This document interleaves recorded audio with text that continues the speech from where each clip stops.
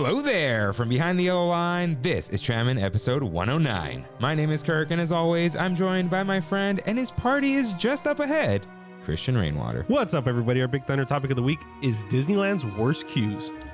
Well, it's all right. We're going to the end of the line. Hello, everyone. Welcome aboard Trammin, a Disneyland podcast. Please lower your head and watch your step while boarding.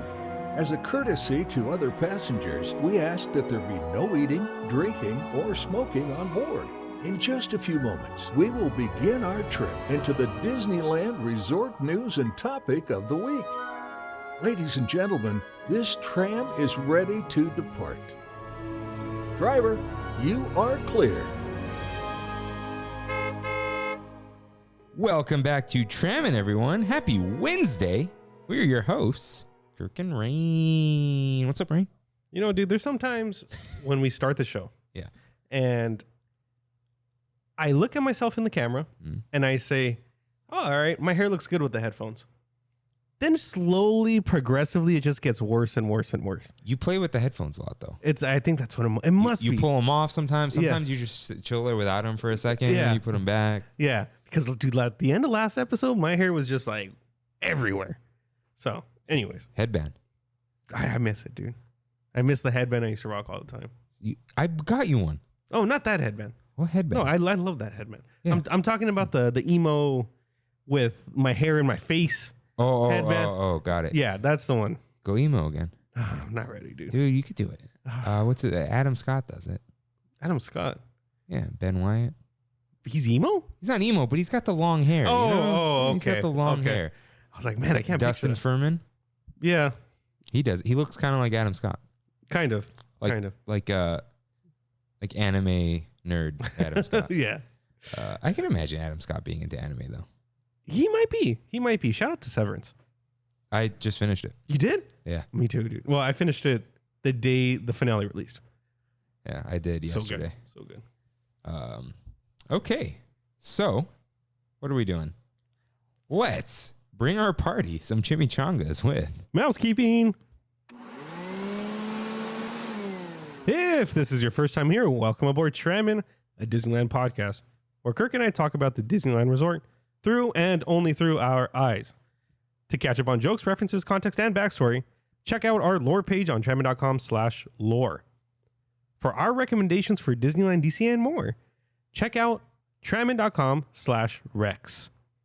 For artwork to make your own Trammin merch, visit trammin.com/art for your personal use only. And if you enjoy the show, like, subscribe, comment, and review us wherever you can, including Spotify, Apple Podcasts, and my favorite, YouTubes. For a visual guide of the show and to message us, follow at Trammin Podcast on Instagram or email us at tramminpodcast@gmail.com. And newly, follow us on TikTok at Trammin Podcast. You can find all these links in lore on trammin.com. Yes, you can. Yeah, I was going to text you yesterday and say I haven't written the episode. Mm-hmm. And I haven't written any future episodes. Mm-hmm. May as well fix up the template if needed. And I was going to ask you, are you happy with mousekeeping? And I forgot to put the TikTok. I guess I just put it last time. Do you want to leave everything in mousekeeping? I think you like it. Yeah. Okay. I like the flow I got going. Yeah. That's what I was thinking. I'm like, even if we don't put new stuff up on the website, it's like you still want to say it all, you know? Yeah. Okay. I will add the TikTok because I totally forgot. But yeah, you can follow us there. My face is in China's databases. So Yes, it is. if you think about it, we should talk trash about the Chinese government. On TikTok? Yeah, and see what happens. I'm down. Yeah. I'm down. Screw you, China. The government. The government, yeah. Yeah. People, you guys are cool. Yeah. But the government, screw you guys. Yeah. Screw you, Tencent. Screw Tencent. Yeah. Screw communism. Yeah. Communism, not good. Yeah. Not good. Screw tyrannical dictatorships. Yes, 100%. Yeah. Screw slavery. Screw encampments. Yes. Yeah. All of these things. Obviously, screw genocide. Yeah. And why do we say this? Because the Chinese government does all of these things. That they do. There we go. That they do. I think we got it. Come at us, bite dance. Buy American made. Yeah. And Fanbite too. Screw Fanbite. Oh, right there only. What's up with the bite? Is it? I don't know. Yeah. We're out of that now. But Yeah, come on, Apple. Move. Well, they're moving to India, maybe. Oh, are they? Dude, a big plus to Samsung. They're all made in South Korea. Ah. It's like, ooh. Ooh, yeah. Yep. How much extra would you pay for a US made iPhone? Like 200, 199, 149. I think I would go up to like 300. Really? Yeah. Yeah. I mean, dude, I feel like us two, we have like personal. I'd have to. Yeah. If it was twice the cost, though, I know they're lying. Yeah. Yeah. Because they'd be making it in Texas where they wouldn't be paying taxes. 100%. Yeah. 100%. It's funny. You can't spell Texas without taxes. But maybe that's like there's already taxes in Texas, so they don't want to double it. You know, there's a new law that if you ship something from California to Texas, you have to pay Texas sales tax. Yeah, I'll show you some proof after, but good luck, Texas. Good luck collecting. Good luck. Yeah. But yeah, screw you, China. Chinese government. Yeah, those guys. Very specific.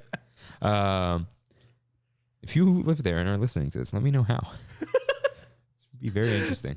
That is a good question. Yeah. That is a good question. Don't expose yourself though. All right. That's enough. That's enough of that. No, America's not perfect. We'll be real, but it's better. It's a lot better. Yeah. All right. So it's time for You're Right, in which members of the TramFam write in with corrections and comments. Rain, cue up that corrections music, please. You're a big fan of queuing things up now. I am. Yeah, well, shout out to Media Encoder, Adobe Media Encoder. And now we know what it does. Yeah. Maybe we Adobe Bridge. It's probably super useful, but I wouldn't know. There's this. Sorry, I know I keep getting sidetracked, but there's this program called, or app, I guess now that we're in the 21st century, that is called Character Animate, Adobe Character Animate, that tracks your face with the webcam, and you can animate characters with your face. Like cheap mocap. Yeah, it's the coolest thing. Anyways. Yeah, that would probably work really well, like a Connect, with like the depth and all that. Yeah. Do they still make those? No, definitely not. There was one last thing I was going to mention. Adobe and Bridge. Character, animate. Man. GIMP. No. This music is perfect for thinking. It is. Yeah. It is. Dude, this music lasted for like 20 minutes last week.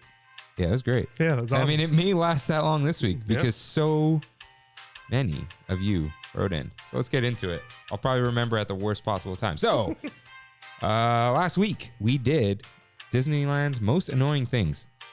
Nice salty episode. So Tiana writes in, another annoying thing, proposals, especially the fake ones. Fake ones? What? I've seen a couple teenagers quote unquote propose to their friends, and when they don't get a crowd reaction, they walk away and say they're coming back later. Like, why? Get out of here. Listen. Get out of here. This is what I dislike about grad night. Everyone's trying to like, hey, look at me. It's like it's a flex. Everyone's flexing, dude. But everyone's flexing, but like where are the muscles? They're flexing their little Burger King chicken tender biceps, you know? It's just the old school chicken tenders. I don't hate kids. It's just those kids. But we know Eduardo is not one of those. No. He is actually cool. Yes. I hope. Do you fun fact, kind of funny. This podcast group that I listen to, we talk about from time to time. Their number one video on YouTube is a marriage proposal at Disneyland. And they tried to get on Ellen, right? That was cringe. They tried to get on Ellen? That's what, Tim Geddes, that's why. Yeah, Tim wanted to Why do you want to get on Ellen? Because Ellen did stuff, I think it was Ellen. Or 8 was ABC. No, it was Ellen. And it's like, dude, how's that relevant? How is that special? Yeah. I mean, if you were proposed to a Disneyland, that's not special. How is it so extraordinary that it needs to be covered on television? Yeah. How about that? Brandy told me she would say no if I proposed to her at Disneyland. Nice. So, no word not to do it. It's almost like some people really want the public proposal and some people don't. Exactly. And the point is, listen to your partner. All right. I don't know how we got there, but I mean, that's generally good advice. Communication is key. Ryan communicates to us. Dining reservations are now 6 a.m. 90 days out instead of 3 a.m. Okay. There's a walk-up for Blue Bayou, but I think probably because of the walls. You can't see into Pirates right now. Got it. And he said all beef Dodger dogs are in orange wrap now, not green. What? Oh, really? They're not Farmer John anymore. Now, he said they might be Nathan's. Shout out to Nathan's hot dogs. But they're not Nathan's. I was talking to Kevin. Yeah. He was like, they're not Nathan's. There's something else, but I don't know what they are. And I was like, Hebrew National? He goes, no, it's something like local or something. So it is local meat processor Papa Cantella. They're Italian. Okay. You can get them in stores now. Can you? Yeah, they're calling it the traditional Dodger dog. They got it really close, apparently. Let us know. I mean, I feel like if it was bad, Ryan would have said. Yeah. They're back, right? Yeah. They're playing again. It was opening day last week. Yep. Yeah. Glad they worked all that stuff out. The MLB. Yeah. We don't like a lockout here. Yeah. Speaking of being locked out, Andrea writes in, if a cat did not want to be petted, he would not let you. However, Francisco let my friend Becca pet him. But yeah, leave the ducks alone. So they choose. The cats choose. Yeah. Kimmy says this, and I'm sure it's a common sentiment. Let the cats come to you. Yeah. If you go towards them, they know. They get defensive. They're just like, it's not even defensive. It's like, nah, I'm not going to give you what you want. I'm going to get what I want. Yeah. Cats domesticated themselves. Fun fact. Joey A writes in. We have 2 Joeys, so now it's got to keep track of that we do, huh? Yeah. Joey A. Joey! Yeah. I forgot to bring it. That was Joey G. That was, next week, we'll talk about it because I'll bring it next week. Joey A writes in, hey guys, I love the latest episode, and I think my 2 biggest annoying things at Disneyland are people who cut in line and the reservation system. I have a crazy story about people cutting in line. Do you guys remember how ruthless Disney security was post 9/11 between 2002 to around 2010? No, I don't. I do not either. I was like 6. You could get, I was not 6, I was 8, 9. 9. Round up to 10. It sounds better. Yeah. Okay, anyways. I remember going with some friends in 2005, 12, and we saw 2 guys cutting in line at Haunted Mansion, but nobody said anything and we let them pass. An hour later, we saw them again at Indiana Jones and they cut through us. But this time we stood our ground and told them to go back. They cussed us out and forced their way through us, and we tried to notify a cast member, but we didn't see anybody. We were in the safety spiel area just before you get to the stairs. As they turned the corner, the big exit door swung open and these 2 huge security guards stepped out and grabbed these guys by their neck collar and did a full-on exit stage left yank and dragged them through the door and slammed it behind them. We were all in shock at just how quickly they were gone. Sorry for the long message, but that even just floods back to me when I see other line cutters at Disneyland. Holy cow, dude. That's like getting kicked out of a club and getting like tossed 20 feet. That's awesome. Kevin wrote in, he is annoyed by people that film with a GoPro. Yeah, there's something about that. I'm like, no one cares about your GoPro video, man. And hold their arm up the whole ride. Happened on Pirates in front of me. People that get in line to the park while they hold other people's tickets, and then the giant group shows up later, or they slow the line down while looking for the people and making phone calls to them. Oh, that's the worst. Dude, yeah. That's the worst. We'll get to the next part in a second. Yeah, I hate when it's like, I don't know whose ticket this is. Hold on. I think this is, they scan it like, oh no, he's not with us right now. He's at the other park. I got to go give it to him. Yeah. This one. And then, they're saying they need you to be here, or you have the tickets in the park and I'm here. It's like, dude, get out of here. Get out of here.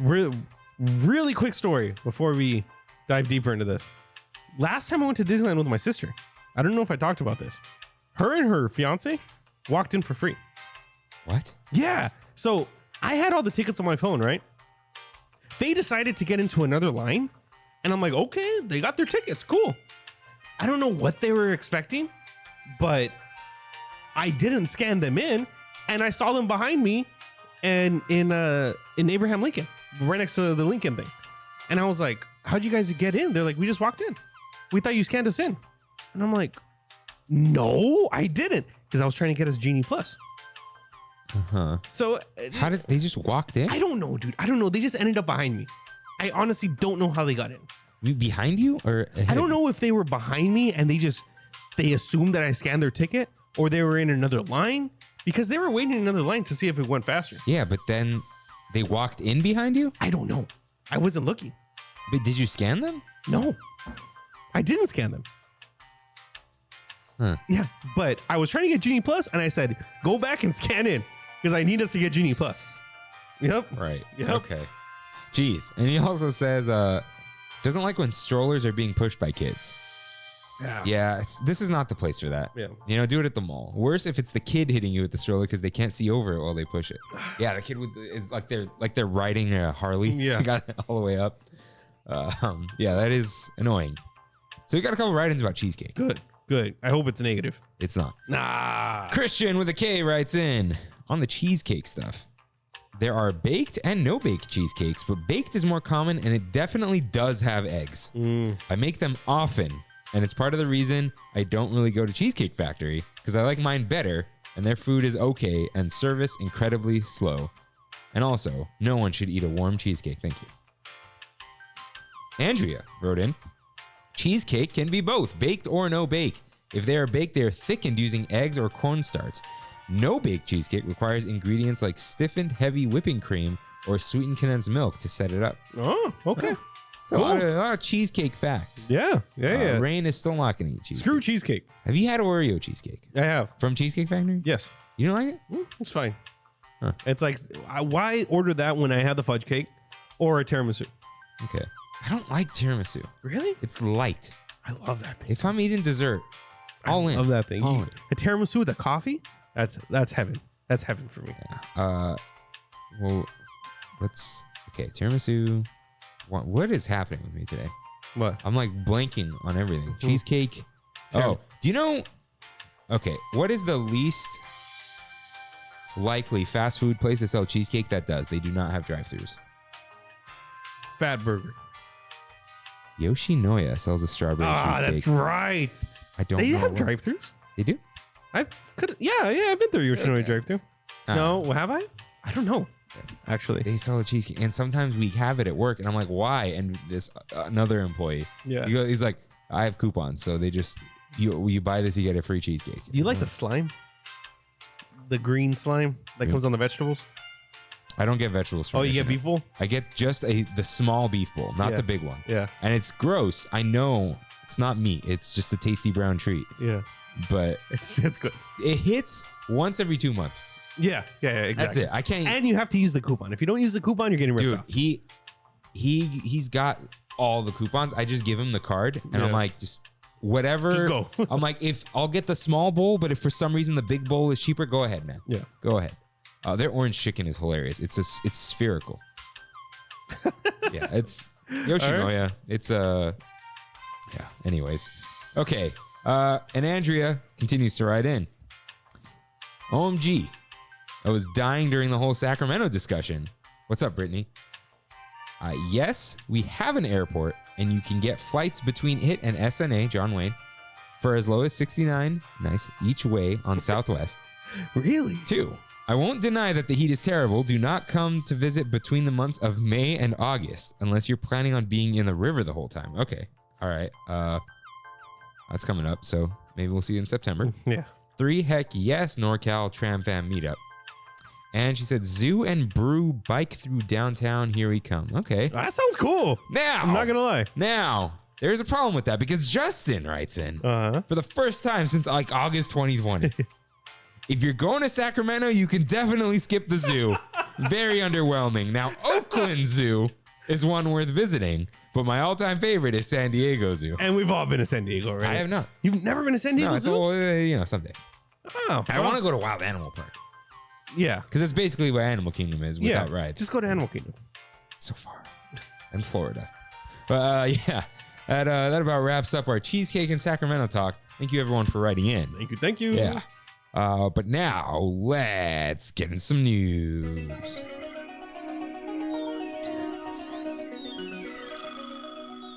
Okay, I'm gonna try my best. Sure, go for it. All right.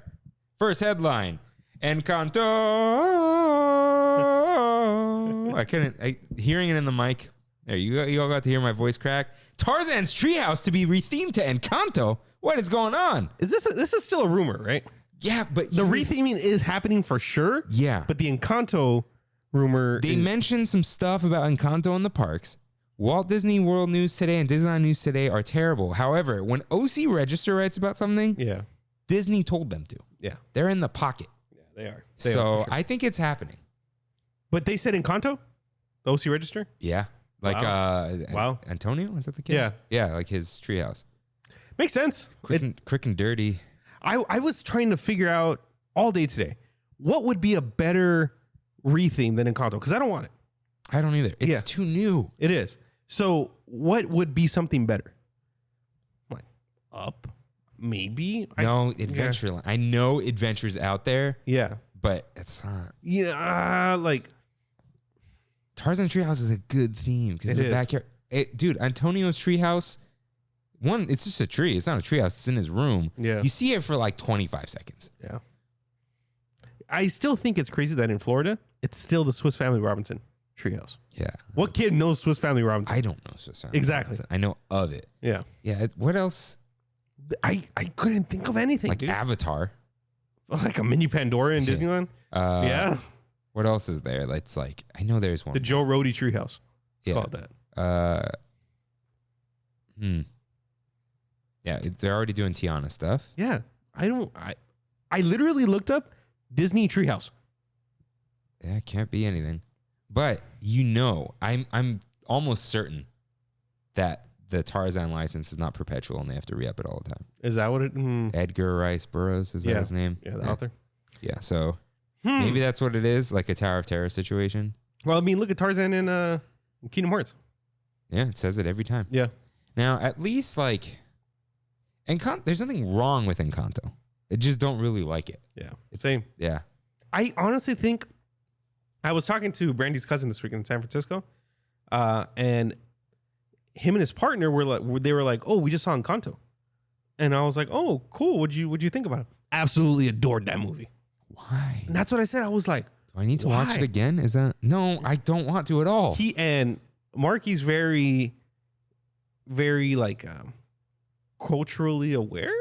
I want to say like he's always been involved with a lot of like social justice stuff and like pro Latino community stuff up in San Francisco. And he was just talking about like the deeper meaning behind Encanto. And Brandy's like, look, every Latino family has that grandma. Every Latino family has their problems. I just don't want to watch it. And I was like, well said. I got the deeper meaning. Yeah. Dude, we had social justice class in high school, which is hilarious. And I won the award. Oh, dude, I completely forgot about For some reason, I got the social justice is a religion class. But I got what's true, right? Check out this dichotomy here, if that's what you would call it. Just some juxtaposition. I won the religion, social justice award, and the physics award. Good stuff. How'd you do in LeBlanc's? The class that made everyone atheist. That's when I was like... Science and religion. No, that I did not believe then. So I had to do my project on that. It was very interesting. Christian life and... science and religion, though, that was a stupid class. Yeah. You can actually... You know what the problem was?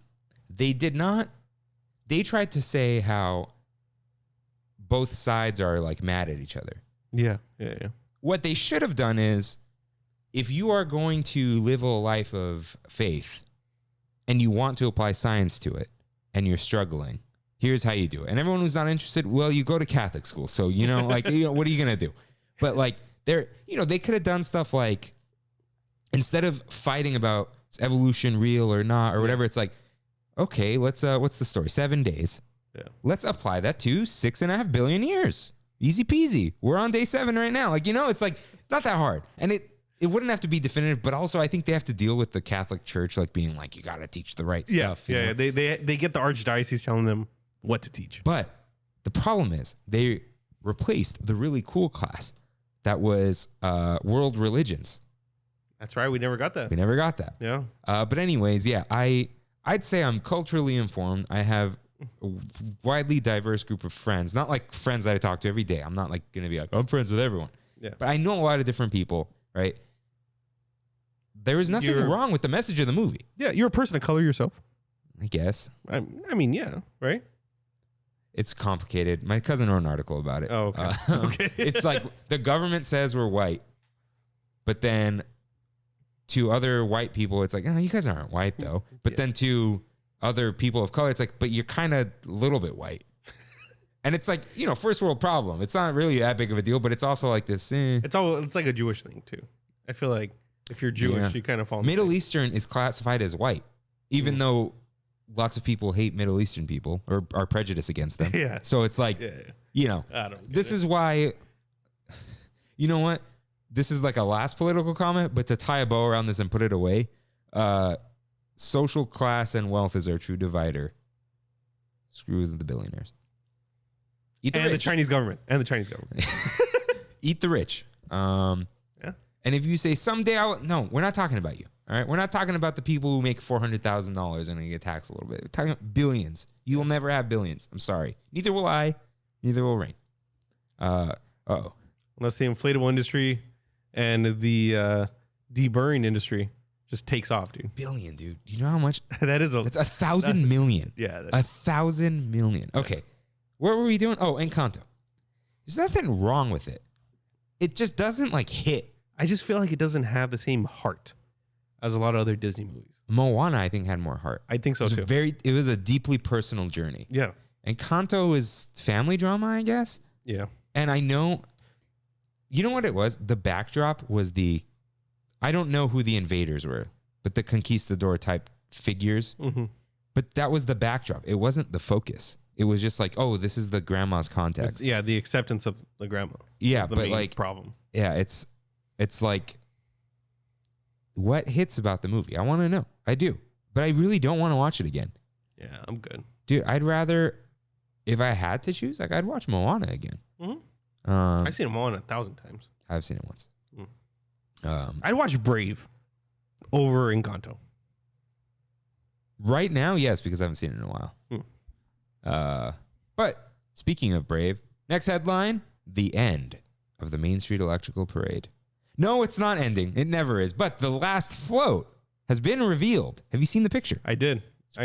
It's nice. It's cool. It's cool. Dude, they're Small World figures. Yeah, they are. Yeah. And at first I was like, oh, there's a Small World sign on there. It was behind. They just pulled it out of there and took the picture. But yeah, they're a little bigger. They're a little like Precious Moments anime dolls. Yeah. Dude, I think this is a perfect blend of what we had in the past with the Electrical Parade and something completely fresh.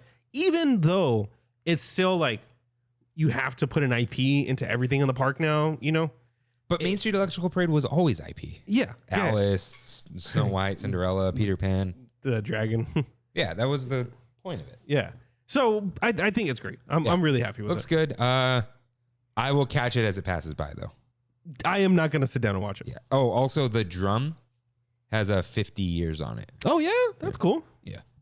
Man, 50 years? That's wild. Yeah. Do we still have that tape back here? Yeah, we do. The farewell season on VHS. All right. That's all the news, right? We did the foodie guide. Easter's come and gone. Yeah. Meet and greets have begun. I see a lot of hugs going around right now. Yeah. Which I am good, but I'm happy that you guys are enjoying it. Yeah. I will not be speaking to characters. No.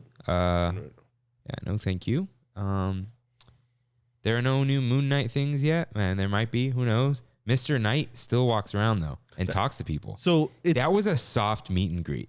He was talking to people like really close. There was no barrier between them. I saw him like shooting the S with people. Really? Yeah, he's cool. Big head, though. Big head. Big head. Big boy, dude. He's talking to people. That's cool. Which is awesome. British accent, right? Probably, yeah. That's cool. Steven. Steven. All right. So, finally, it's back. It's time for Kev's concoctions with Kirk and Rain. Oh, that smells delicious. Does it? I have not. Let's see. Oh, that sounds amazing. Smells like beer. All right. So, shall we? Do we drink first? Is that what happens? Yeah, we'll drink first. Okay. All right. So, Kev my brother Kev concocted a little something. This is a little special. This is a 3-part series. This is the normal one. Okay. And it is an ale. We'll go with that. Cool. So what are we cheersing to? Cheers to Batman being on HBO Max. And you'll be able to watch it now. Yeah.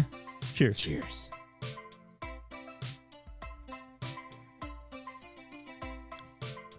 There's something more than beer in this. No, there isn't. There's something he has not put in there in a while. Scott. Oh, sorry. My best on McLovin. I heard they added more hops to it. So it's an ale fermented with fresh yeast and hops I got from the brewery. This is a Kev X Golden Road beer. Wow. The yeast is supposed to give a clean finish, and the Simcoe hops, which who knows, that might be like iPhone autocorrect, are supposed to give a slight fruity flavor profile, including citrus, passion fruit, and apricot. He also added a little pineapple juice. So I think this is the Kev cart. The Kev cart. Wow, dude, I would buy this. I would buy this and drink this. You know what it is? It's the flavors of an IPA without the trash of the IPA. Yeah. And a little fruit. Yeah. Oh, I taste the fruit in there. Because there's fruit, and it's got the hops, which add a little bitterness, but it's not bitter. This is smooth. Kev, this is your best beer yet. I'm saying it right now. It's really good. Yeah. It's full too, full bodied. Yeah. All right. Now this, dude. Okay. Before we end, there's two things. One, iPhone update. It is a wonderful phone. There are two things I hate. It does not block spam like Google did. Like the messages, the texts. Oh, yeah, Google threw those away, and calls. The Google Assistant would just answer them. Oh, that's cool. And two, the autocorrect is hot garbage. I think I need to shut off the Apple dictionary. It learns. It learns from all you sickos out there typing stupid things. No, it does, dude. Yeah. So why would you autocorrect food to good? Food is a word. It's always wrong. But there's an Apple dictionary and English, and I think I'm going to shut off the Apple one. Yeah, what is Apple now? Okay, so. Hey, nice shirt, by the way. Oh, thank you. Thank you. I don't know what to wear, so. This is what the Apple thing came in. But Kimmy and I went to Daiso this weekend. Oh. So I got you something I wanted you to try on the show or on your own. Have you had this? No. Chocolate banana Pocky. That's amazing. I've tried it. Tastes a little funky, but you like the funky banana. Yes. Yeah, give me. Dude, you're like rabid. Oh, Dad. Thank you. Oh, my God. You got this. You got this. Okay, am I the only person who knows how to open these things? How do you open them? I don't know. I never have an issue with him. He's got one. He's got one. Ha It's chocolate banana. Let's go. Cheers. You want? No, I'm good. I've tried them. Too funky? That's Laffy Taffy level right there. A banana. You like the banana Laffy Taffy. I do. But what do you think about this? It's a pretty strong. The banana is strong. Yeah. But I like that chocolate aftertaste. Tastes a little chemical-y to me. Yeah. That's good. They do actually sell this at Target too. Do they? Yeah, they also have cookies and cream. Have you had that one? Yes, I've had that That one. one's okay. Yeah. Dude, the classic and matcha. It really, yeah. Actually, strawberry's pretty good. But yeah. This is awesome. We were there, and I was like, Daiso has a lot of cute stuff. And I was like, let's get some stuff for Brandy. Oh, Why wow. not? So, got her a little... oh, no, more poo stuff? Dude, look at it. It's a cute little pen. It's poo. Oh, wow. Yeah, it's small, dude. Some stickers. Some little stickers. She loves her stickers. Yeah, and some... we were going to get the stationery, but it was like huge postcards. This is like the little flags and some Post-its. I don't know how you guys were able to get her 3 things from Daiso that are poo related that she does not have. Because she has everything else. It's from Japan. But she has everything else from Daiso that's poo related. Huh.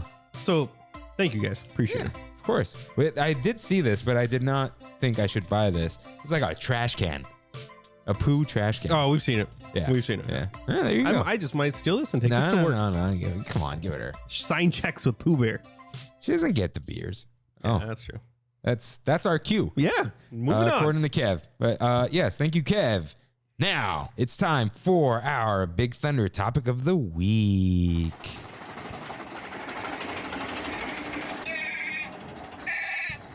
Disneyland's worst queues. Alternatively, the worst queues of the Disneyland Resort. But this is what gets you all to listen. Yes, sir. Now, let's complain. Let's complain. let's complain once again. Yeah. 26 listeners wrote in. Woo-wee. Yeah, there are more than 26 write-ins, but 26 listeners Nice. wrote in. Nice. So one of the most popular write-ins. Let's get right into it. Vicky writes in, Peter Pan. Oof. So Magic Carpet Ride says, first, Andrea also says Peter Pan. Magic Carpet Ride says, Peter Pan's flight, the close quarters and body odors can be torture. 1,000,000%. Yeah. And Joey A writes in, Peter Pan, the narrow queue with zero personal space. You're in the blazing sun and it's Switchback City. And Brittany K writes in, Peter Pan, so cramped and so long. And always 45 minutes. It's the classic 40. Yeah. Before the park opens, it's at 40. We don't know how. Yeah. I don't get it. I don't get it. And there is absolutely nothing to see in that queue. It's the queue. Yeah. It's just the little wood rails and the chains. Yeah. The chains that bind us to the queue. I was thinking to make this episode like what gets really bad at 40 minutes or something, right? Something like that. But it's like, no. Most things you could say they're bad without that. But the problem with Peter Pan is always 40 minutes. Always. The ride is not even that good. It's completely overrated. In my opinion. Overrated. But I, honest to God, think Snow White is better. Now, too. Especially. Oh, for sure now. Yeah. Yeah. The problem here is it's Switchback City, like Joey said. But you're like, it seems like even the switchbacks are narrower than any other ride. And it's not hard to like fit in there. You're just really close to people. Yeah. Like Matterhorn has wider rails. This is just like you're cramped and then you're outside more than half the time. Dude, if you're leaning up against the poles, you're leaning on somebody. Yeah. For sure. Dude. And good luck with the backpack on. Yeah, you're outside. You're in that corner that's outside. Like you're inside for like 5 minutes. Yeah. It's really bad. Switchback. And yeah, you have like the Fantasyland music playing, which isn't bad, but you have the crowds. You're just like next to the crowds. Yeah. You're just hating it. Yeah. So I think this is one of the worst queues. We'll probably pick one later. Yeah. But this one is just, I can never be bothered to wait in this queue. I rode this the day Disneyland opened because the last time, right? Yeah, because there was like no waits back then. Yeah. All that distance. Ooh, that week. What a time. What a time. It's almost been a year. Hasn't it been a year? No, it was like April 30th. Oh, okay. Yeah. Wow, we've had Disney back for a year? Yeah, man. Huh. So yeah, this is just not good. I haven't experienced body odor here, but you know, it can happen. Yeah. I do have a story about that later. Yeah. But Peter Pan, sorry, buddy. This queue is terrible. But I will point out about the queue. I like that there's one point where they like didn't know what they were doing with the wood, and there's like a little circle in the middle that there's just nothing. It's like all the wood surrounds itself. Yeah. I don't know what you're talking about, but yeah, write in if you know what I'm talking about. So Zane, Ozzy, and Ernie write in Space Mountain. just straight up To Space Mountain. And JD says, Space Mountain is a boring, cramped hallway. There's nothing outside. And Jackson says, when you're inside, it gets better. But that outside area really sucks. Why did we talk? Oh, when we were ranking the mountain queues. Yeah. Dude, this queue, it's drab. Yeah. It's bland. Why? Concrete jungle outside. The 90s mall, 80s mall. That's like the bottom. When you're upstairs on just the blue, it's like a tarmac. They can put so much in that central area where everyone goes to sit down. They could put interesting things there. Yeah. What would you put? Like a couple animatronics. Outside in the sun, though? Cap it, dude. Cap it. We don't need that sun in the middle. We get the sun from the right side. Well, yeah. I don't know. It's just so... You know what they should put, though? They should put the... No, but it would... Okay. I was going to say they should put like the canopies that they have in Epcot by Spaceship Earth. But you would cover the mountain. I think that's the issue. Yeah. The mountain is so low, and we have the smaller Space Mountain. You're right. Although it's the better Space Mountain. Yeah. When you're inside, it's slightly better, but it's still cramped. there's no screens. We said they should put screens inside. To make it look like you're looking space. Like forget looking inside the ride because it's bright, messes with the ride. But yeah, put the Galactic Star Cruiser windows. Yeah. The AC inside only, it gets stanky in there even though there's AC. You need the AC blowing directly on you, and that's the only time it feels good. Yeah. It's that old central air with those big ducts, dude. Yeah. Those big, for some reason, it's not very efficient. It's like low pressure. Yeah. And then, dude, you know what I hate almost more than the outside? Because the outside has slight canopies on the side. Mm-hmm. The underneath the overhang where you can hear Neil Armstrong doing his spiel. Mm-hmm. That part sucks. It feels sad. Yeah. And it's like you just want to get through that. Yeah. You just want to get through that and get it. Yeah. And get it. And then I hate the overflow in the old Starcade. Yeah. You could see the ceiling tiles falling down, dude. Not all the ceiling tiles are there. Yeah. I once stood next to someone with massive body odor. Oh, that's where your body odor comes in? Inside. But like it's not circulating in there. It's an old building. Yeah. And then you're looking at all the things that are closed when you're on Space Mountain. Mm-hmm. Starcade's gone. It's like an event center that looks like trash. The old people mover track, the place where there is no longer a escalator. Now there's that weird staircase too. Yep. The old rocket rod, not rocket rods. What's the spinning rockets? Astro Orbiter. That was an Astro Orbiter back then, though. Well, yeah, it was called something. Rocket something. Rocket ships. I think so. No. Rocket. Rocket to the Moon was another ride. That was loud. What was it? Rocket jets. There you go. Yeah. But it just reminds you of how like kind of run down Tomorrowland is. And there was did I tell you there was a mom that was like her kid had to pee and she tried to get him to go in a bottle. This was like recently. Raise the ticket prices. That's disgusting. Yeah. That's disgusting. Come on, people. Yeah. I was thinking about that the other day. When I was driving up to San Francisco, I'm like, how hard would it be to pee in a bottle? Driving up to San Francisco? But I say, you know what? That's gross. I'm not going to do that. No. Because then you got the pee bottle with you. Exactly. And 1,000 other reasons, but that's just one of it. Yeah. Dude, rest stops aren't bad. Oh, I went to a great rest stop. They had a fruit lady there. She charged you $10 for a cup of fruit, but that's all right because it was delicious. And that was the exact amount of fruit I needed. So Dude, thank you. I was driving to Mammoth and there was like a rest stop with like a mild national park exhibit type deal with it with like maps and stuff. Yeah. And there was like an attendant there cleaning it. Oh, that's I was cool. like, this is awesome. Yeah. It's awesome. You don't have to do the don't touch anything because they don't have soap dance. It's like, it's all good. Yeah. All good. And then I was going to walk around. And I'm like, I really need to get to Mammoth because I'm alone right now. And I don't want to be driving any longer. Yeah. Shout out to the good rest stops, not the shady. Shout out. I think the bad rest stop is the one on the way to Fresno. The Grapevine. That was, 10 years ago, but it's probably still. Probably the same thing. Yeah. Shout out to the good rest stops. Why did this come? All right, peeing in bottles. All right. Sean caps this off by saying Space Mountain or Soarin'. Soarin'? Really? So Kimmy writes in, the outside of Soarin'. Interesting choice. The outside, I think if it ends at the Fast Pass sign, it's okay. If it goes past that along the hangar, yeah, it's rough. In a post Indiana Jones world, I can agree that this is unacceptable. What do you mean? We had Indiana Jones 6 years before Soarin'. Okay. And when did Indiana Jones open? 95. Oh, yeah, that's pretty recent. Yeah. So, but it's like they were opening a brand new park and all of those queues inside of DCA were nothing like Indy. Nothing to that level. And Soarin' was their e-ticket. You would think they would have pumped more money into that whole queue, just like they did Indy, but they did not. Yeah, and see the outside queue, terrible. Now there used to be like, do they still do the misters? They don't have the rocket, but yeah, they do have the misters.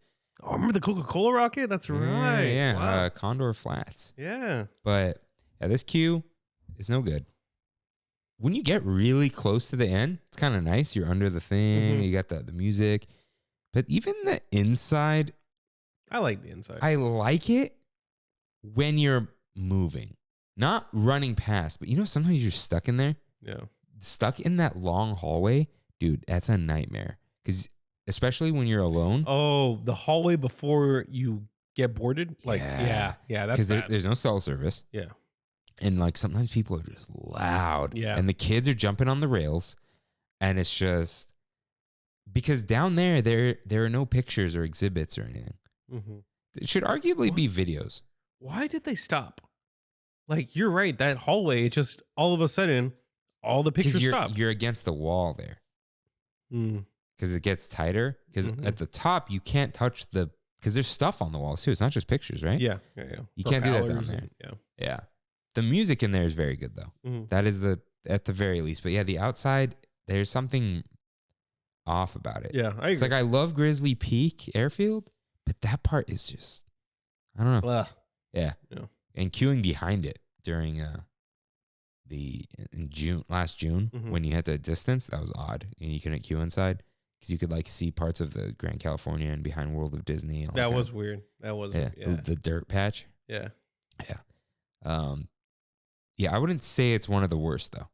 I don't think so either. But everyone's entitled to their opinion. They're not wrong. No. It's a bad queue. Yeah, but it's just the outside. So this is a half. Yeah. It's a little halfy. But next up, Erica writes in. First time writer. Thank you for writing in. To be honest, Monsters Inc. kind of sucks until you get inside. 100%. It sucks. 100%. It is. Dude, it is just a rectangle. I wish I took a picture. Kimmy and I went on because it's always 60 minutes now because of the freaking lightning lane.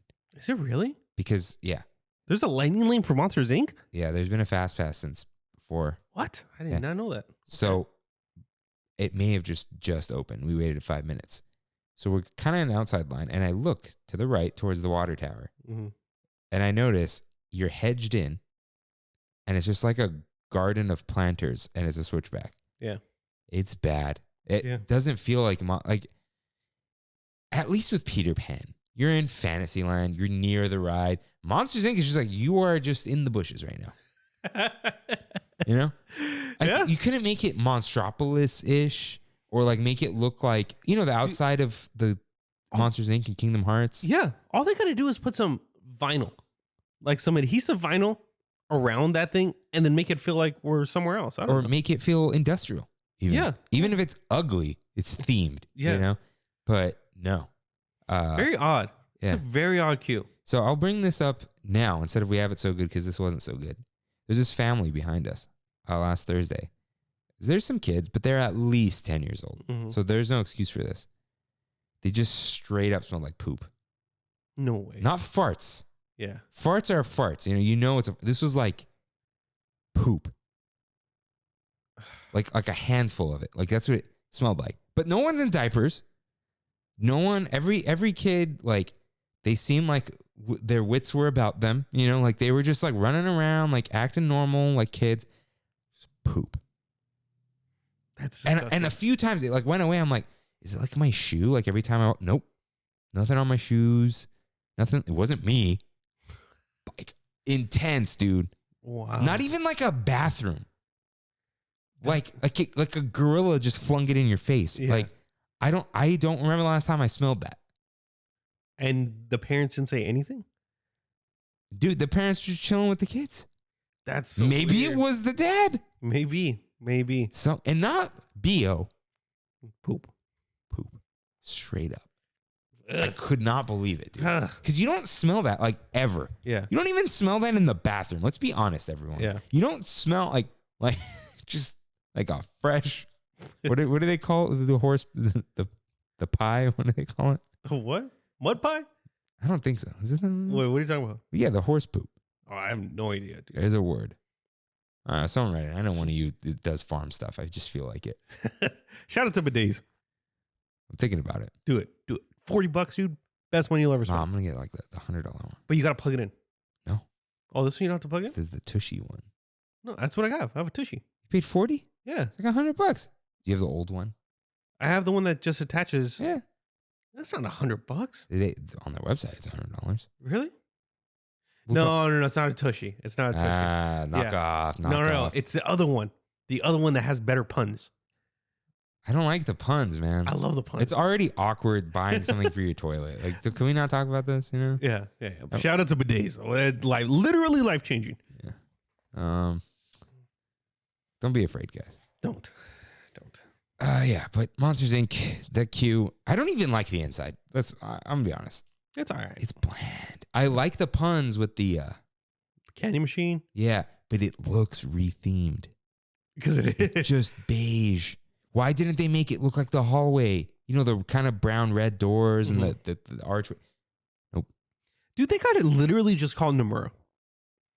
Just call Nomura on some like rides as a consultant on some Why? stuff. He called Pixar. Yeah. You know? Yeah, you're right. And but he's great. I mean, so no, Pixar. dude, Pixar straight up wrote that story. They're did? like, we'll continue Monsters Inc. Go ahead.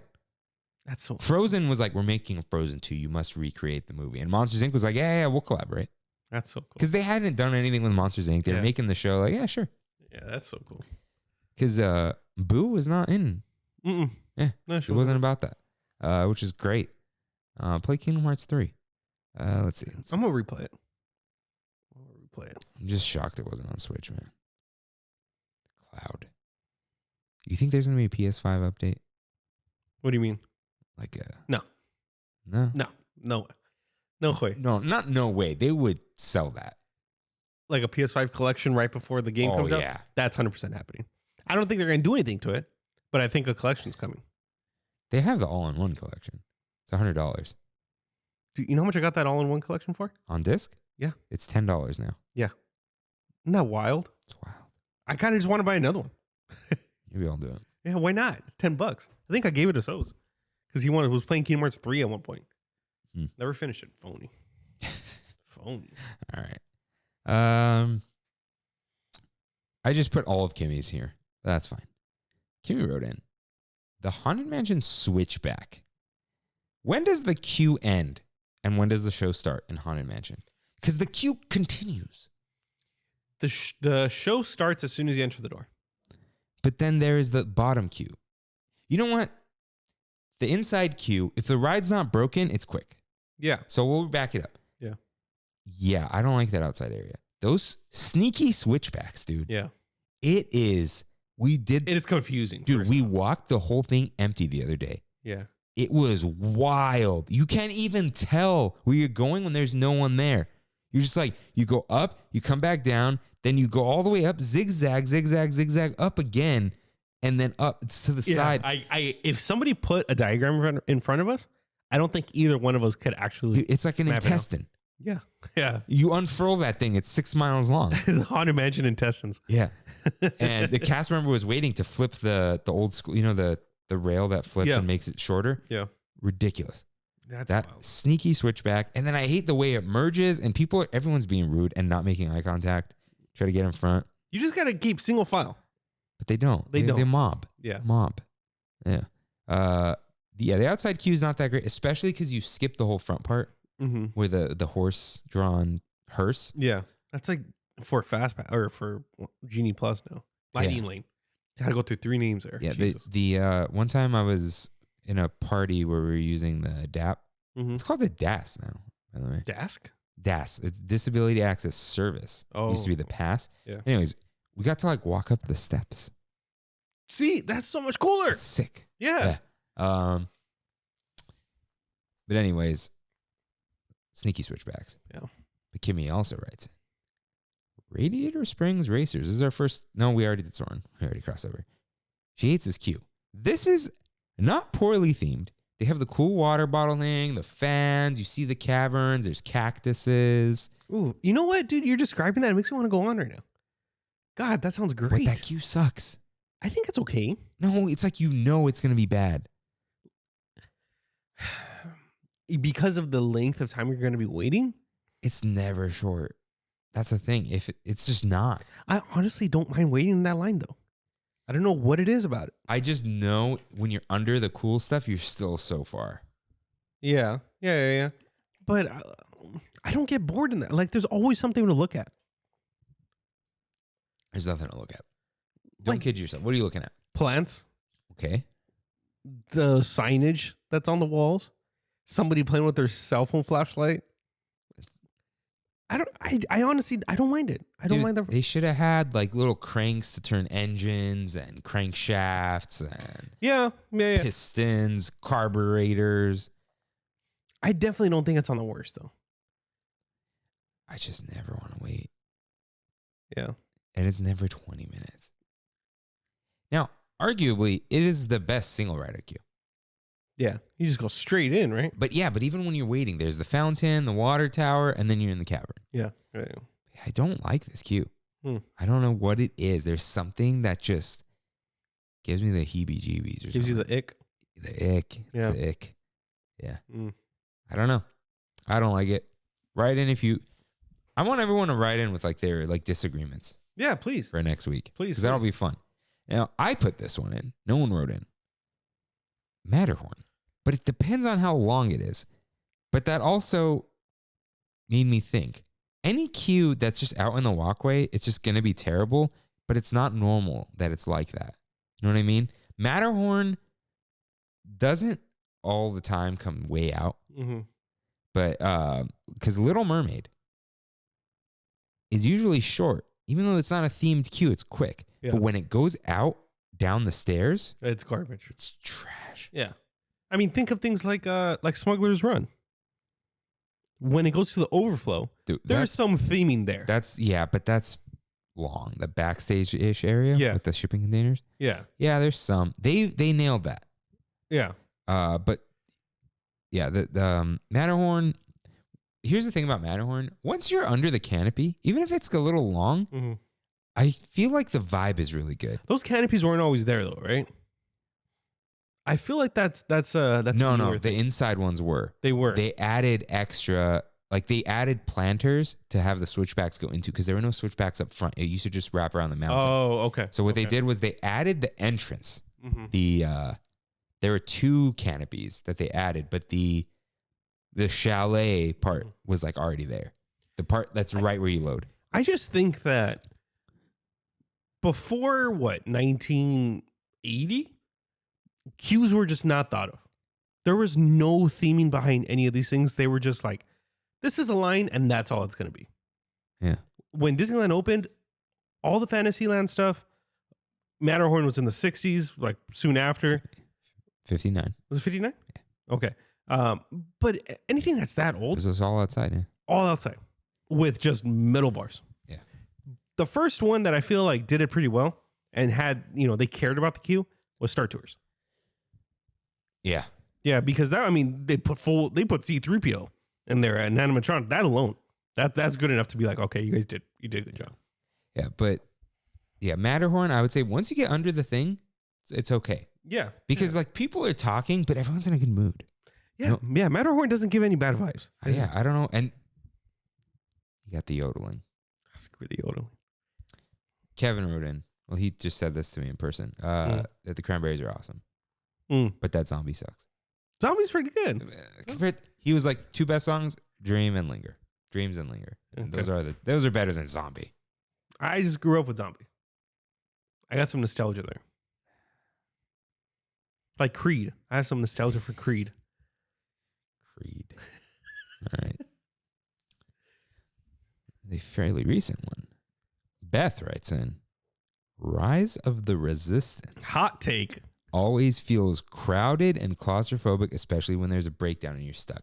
Dude, before you hit the caves, it kind of sucks out there. It does. I 100% agree. Because it looks packed. Yeah. That's what it is. And everyone's anxious because is it going to break? Yeah. Like, we've waited this long. Even when I did the virtual queue. I waited like 25 minutes. Mm-hmm. Sucked. Like, it was a terrible 25 minutes. I don't know what it Out is. there in the no man's land. I Yeah. don't know why. I totally agree though. And there's no queue inside. And it's just so weird. Yeah, there's a queue inside. Not really. After you get under the waterfall. You know, you kind of wrap around and then there's Ray. Mm. It's pre-show already. Yeah. You're mostly outside. And it's just so strange because Smuggler's Run is like, it's long, but it's really not that bad. Yeah. And there's like always hope. There's the Millennium Falcon. There's the cool stuff. There's the announcements. Yeah. And while I love that music out there, That Rise queue is just, it's almost like, hey, we don't need to entertain you now. You're going on the most hype ride ever made. Yeah. And it's, in its defense, though, I don't know if these are Rise spoilers or whatever. I mean, I think we've all written it now at this point. Once you get to the first order ship, that queue is next level. Dude. that's not queue anymore. You You're on the ride. You are in a line though. I've seen that line fill up once inside, but you're in the show. Everyone's in character at that point. Yeah, you're right. You're right. Outside, it's like, hey, we work at Black Spire Outpost. Inside is we work for the First Order. Yeah. So yeah, it's, I don't know. I don't like that outside. So you brought up Star Tours. Kimmy reminded me of this. Star Tours rarely does this anymore. It's like 25 minutes. When they open up the room. The room. The room. The room. Oh, hi, Mark. That room. Yeah. Sucks. It does. It does. Because you're just like, I'm in a room and then I'm going to go outside and then go in another room. What was that place? I think it's just always been that. It's probably storage. It's always been the room. What else is it going to be? There's already a gift shop there. Yeah. Huh. A Okay. room sucks. However, Star Tours is a good queue. You know what? I think I know what it was. What? Well, what was that ride called? Journey into Inner Space? Journey through Inner Space. Journey through Inner Space. There used to be like a little exhibit. I have a feeling that has something to do with that. The Monsanto exhibit. I don't know. I could be wrong. I need to look that one up eventually, but yeah, I think I remember hearing that. Anthony Serrano, get on it. He knows someone who knows. Yeah. Maybe Freddie knows. Somebody. Dude, Freddie knows. You think so? That guy knows everything. They're both of them. Both of them. How do they know? I don't get it. They just really, it's their one passion. Yeah. I know a lot about, what do I know a lot about? Naughty Dog games. No, I haven't beat any of them except Uncharted 1. Oh, really? Yeah, I haven't even beat Jack. I've never played Crash. Wow. I had a feeling. Wow. Okay. No. Assassin's Creed, actually. Oh, okay. I know like all that ridiculous story. Yeah. Desmond. Dude, forget Desmond. Desmond's so like last decade. I'm sorry, I have no idea. So much more. There's the Isu, all right? The ancient ones, the Order. No idea. Yeah. No idea. No. I know Desmond. But it's not my passion. What is my passion? I think that's the issue. The first half of Dune. Dude. You know a lot about that. The third book. You're on the third book? No, inside of the first book. Yeah.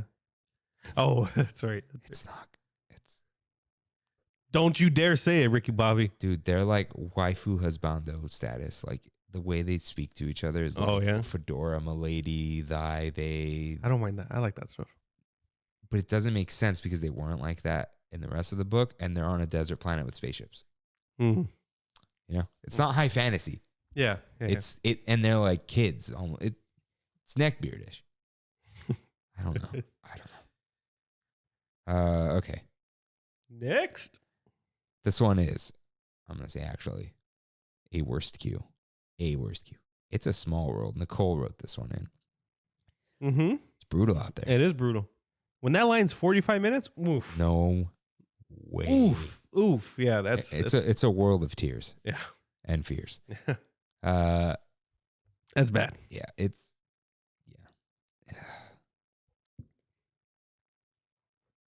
I don't know.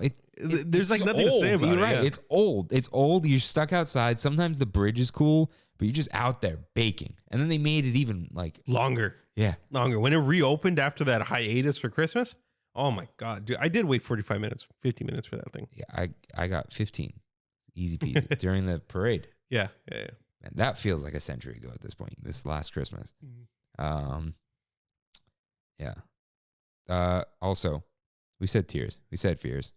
Everybody wants to rule the small world. Had to make the reference. I liked it. Yeah. I should have done it back then. All right. Yeah. There isn't much to say just because this queue sucks. Yeah. It's just there's more metal bars. It feels rusty. Mm-hmm. But I don't think it is. It just feels that way. Yeah. That's all I gotta say about that. Rusty. Nah, I know the exact feeling. Yeah, they took out big pipe from underground at my house a couple days ago. Oh, I totally. Yeah, I know. I inspected it. Oh yeah, yeah. And I felt it, and oof, that's a nasty feeling. That's 100% this. Yeah. Brent wrote in, Casey Jr. It's so short, literally takes an eternity to get on. Yeah, you're not moving. I get State Fair vibes From Casey Jr.? from that queue because it's like 20 feet long. Yeah. And you're waiting for someone to climb out of the little tiny train, like the carny. And they're like, all right, next. Yeah. Yeah. And then, because especially people are like, oh, it's only 15 minutes. No, it's not. Yeah. No, it's not. And then it's weird because the entrance, Kimmy says this, you walk up some stairs and then there's an eating area and then the ride. Yeah, that's very There's odd. no like real definitive like start of the queue. Yeah, there's not denoted. There's like a word that's not coming to my mind. But yeah, that queue is just I don't know. It's not surreal. It's just odd. Yeah. Yeah, nothing there. If they didn't have the eating area and they just extended the queue, Probably, I think it might just work. But the eating area makes it feel awkward. Yeah. And then no one's ever eating there. It's like giant families taking up space. Is that an extension of Red Rose Tavern? Maybe? Or is it like its own thing? Like I don't know. There used to be the pirate ship over there, but like 5 billion years ago. Yeah. Because they redid Fantasyland since then. So I don't know. Yeah, that queue sucks. It used to be Dumbo used to suck just the same. But they put that canopy. Couple pictures. Yeah, it's good. Not The photo op. Yeah. Good. Not as bad. But yeah, Casey Jr., I love that ride. I just never want to wait for it. Yeah. I put this one in. Animation Academy. Oh, you're 100% right. Just, Dude, crowded. that's just like, we're, dude. I know we're past this. I don't know if I've definitely felt worse, but one of the worst feelings, Animation Academy, queue, the second part of the queue, the mask on, not able to drink water. And you're just like, oh my God. See, I can literally see you like drying up. Yeah. Drying up in there. Oh, There's the Trammin mask on. Yeah. It's all hot and sweaty in there. Yeah. And what's funny is I love the old, like it feels like 2001, but you can't appreciate it because, fill in all the space. Everyone crowd in there. Everyone's loud. And it's echoey. It's gross. I hate it. The outside, I don't like the outside either because you can't really sit. It's awkward. I love Animation Academy. I love Animation Academy. Yeah. But just queuing up for it because you wait outside and then it's like, okay, everybody go in and they make you stand there for like 10 minutes. Why? That I don't understand. I mean, I guess they don't want people rushing the area, but No, like you wait outside and then they make you wait inside longer. dude, I guarantee you, if Animation Academy survives, the Avengers Campus expansion or whatever it's going to be, if they can figure out a way to have like a return time, and you have like a QR code or something on your phone, and you're able to explore Animation Academy, or have like an appointment to go, that would make so much more sense. I have a really interesting tidbit about Animation Academy. I'll put it in. We have it so good. Okay. But yeah, because Grogu ran out of space. Yeah. Which is insane. Yeah. They like knowing how many people want to do certain things. So it's like, that's a pretty good indicator. Maybe the app can't handle it. Honestly, come on, guys. All right. So we got a couple write-ins about this. Monica writes in, Alice in Wonderland. The last section is a tight squeeze, and without the Mad Tea Party next to it, it would be an even duller wait. Dude, you like turn. There's like this little weird turn that you have to do there. It's a weird queue. Yeah, and then like people kind of jump off Yeah. mid queue, like Yeah. where the exit is. It's very strange. It's very, very old. It's just like wrought iron gates. Mm-hmm. It's very like Casey Jr. in Small World. Yeah. And it's weird because everything in that, especially that corner with Alice's house, the tea party, is so well themed. And this is just a straight, like 2 rectangles of gate. Because they can't fit anything else in there. Yeah, but it's just, because you can't put a planter or whatever. But at least like, why not swirly gates or something? Like, it's just the ugly, old painted gates. What would be cool is like if they were to put like a giant mushroom and there would be stairs coming down. It would take up so much space. It would. It would, but it'd be a big mushroom. Or like have the mushroom be growing out of the building. So it like Yeah. Like, did you see that massive building that was supposed to be built in Epcot, and then they just like axed the whole thing? yeah, where the Communicore area? Yeah. That's in the abandoned video. Yeah. Dude, that thing looks so cool. Like, from the concept art, I hadn't seen any architecture in the past, I don't know, 10 years where I'm like, oh, that's exciting. That's a cool building. That, I was like, wow, that's a cool building. But got axed. Yeah. Got chopped. Yeah. It's like Chapek's hair. You know what it is that bothers me about this queue? That the farther out part of it is like feels like it's part of the walkway. Yeah. It's on the same concrete. It's awkward. Yeah. It's awkward sometimes getting over there. Yeah. It makes me like I just never want to go on. Even though I love that ride. Yeah. Yeah, man, imagine a queue being so bad it makes you not want to go on a ride. Not a line, not a wait time, I mean, a queue. it happens. It definitely happens, as you guys have heard. And then Sebastian wrote in either Teacups or Alice in Wonderland. So I would argue I kind of like the Mad Tea Party line. That's what I was gonna say. It's not bad. It's under a tree. Yeah. It's very short. You move And it quickly. has a slant. There's a slant. There's like a planter. There's the turf. And it's supposed to be grass, but Yeah. You got the Mad Hatter next to you. The house. I like it. You got the music. You're a little excited. Yeah, I feel like it's pretty immersive. Yeah. To what you're doing. You have the go away green gates. Yeah. But I think it's not quite go away. It's a little seafoam. But I like it. I like this queue, honestly. So I'm sorry, Sebastian. We're gonna veto this one. Veto. I did not think of this one. This did not come to mind because I never write it. So thank you, Gina, for writing in Go, Gina. Finding Nemo Submarine Voyage. Your brain tricks you into thinking it already smells like feet outside. You're under the monorail. Yeah. That's a weird queue. It's like the aluminum looking area. It's like looks like oceany, but not in a good way. Don't they line you up at one point too, or do you just go straight in? Yeah, it's something weird. Yeah. We never get on it, so it's been a while. But yeah, is it open? No, it's not. Okay. They keep moving it. Yeah. It was like winter 2021, and then it was like just winter, and now it's like soon. Yeah. Okay. So yeah, it's a bad queue. It's boring. Mm-hmm. It's not worth it. It's all children. All. Poopy children. Yeah. I've never seen like solo adults going on it. Just like one person? Or like a group of adults. Now, I have. Yeah, me too. But I never see it. There's always some kind of kid involved. Yeah. Because who's going on that voluntarily?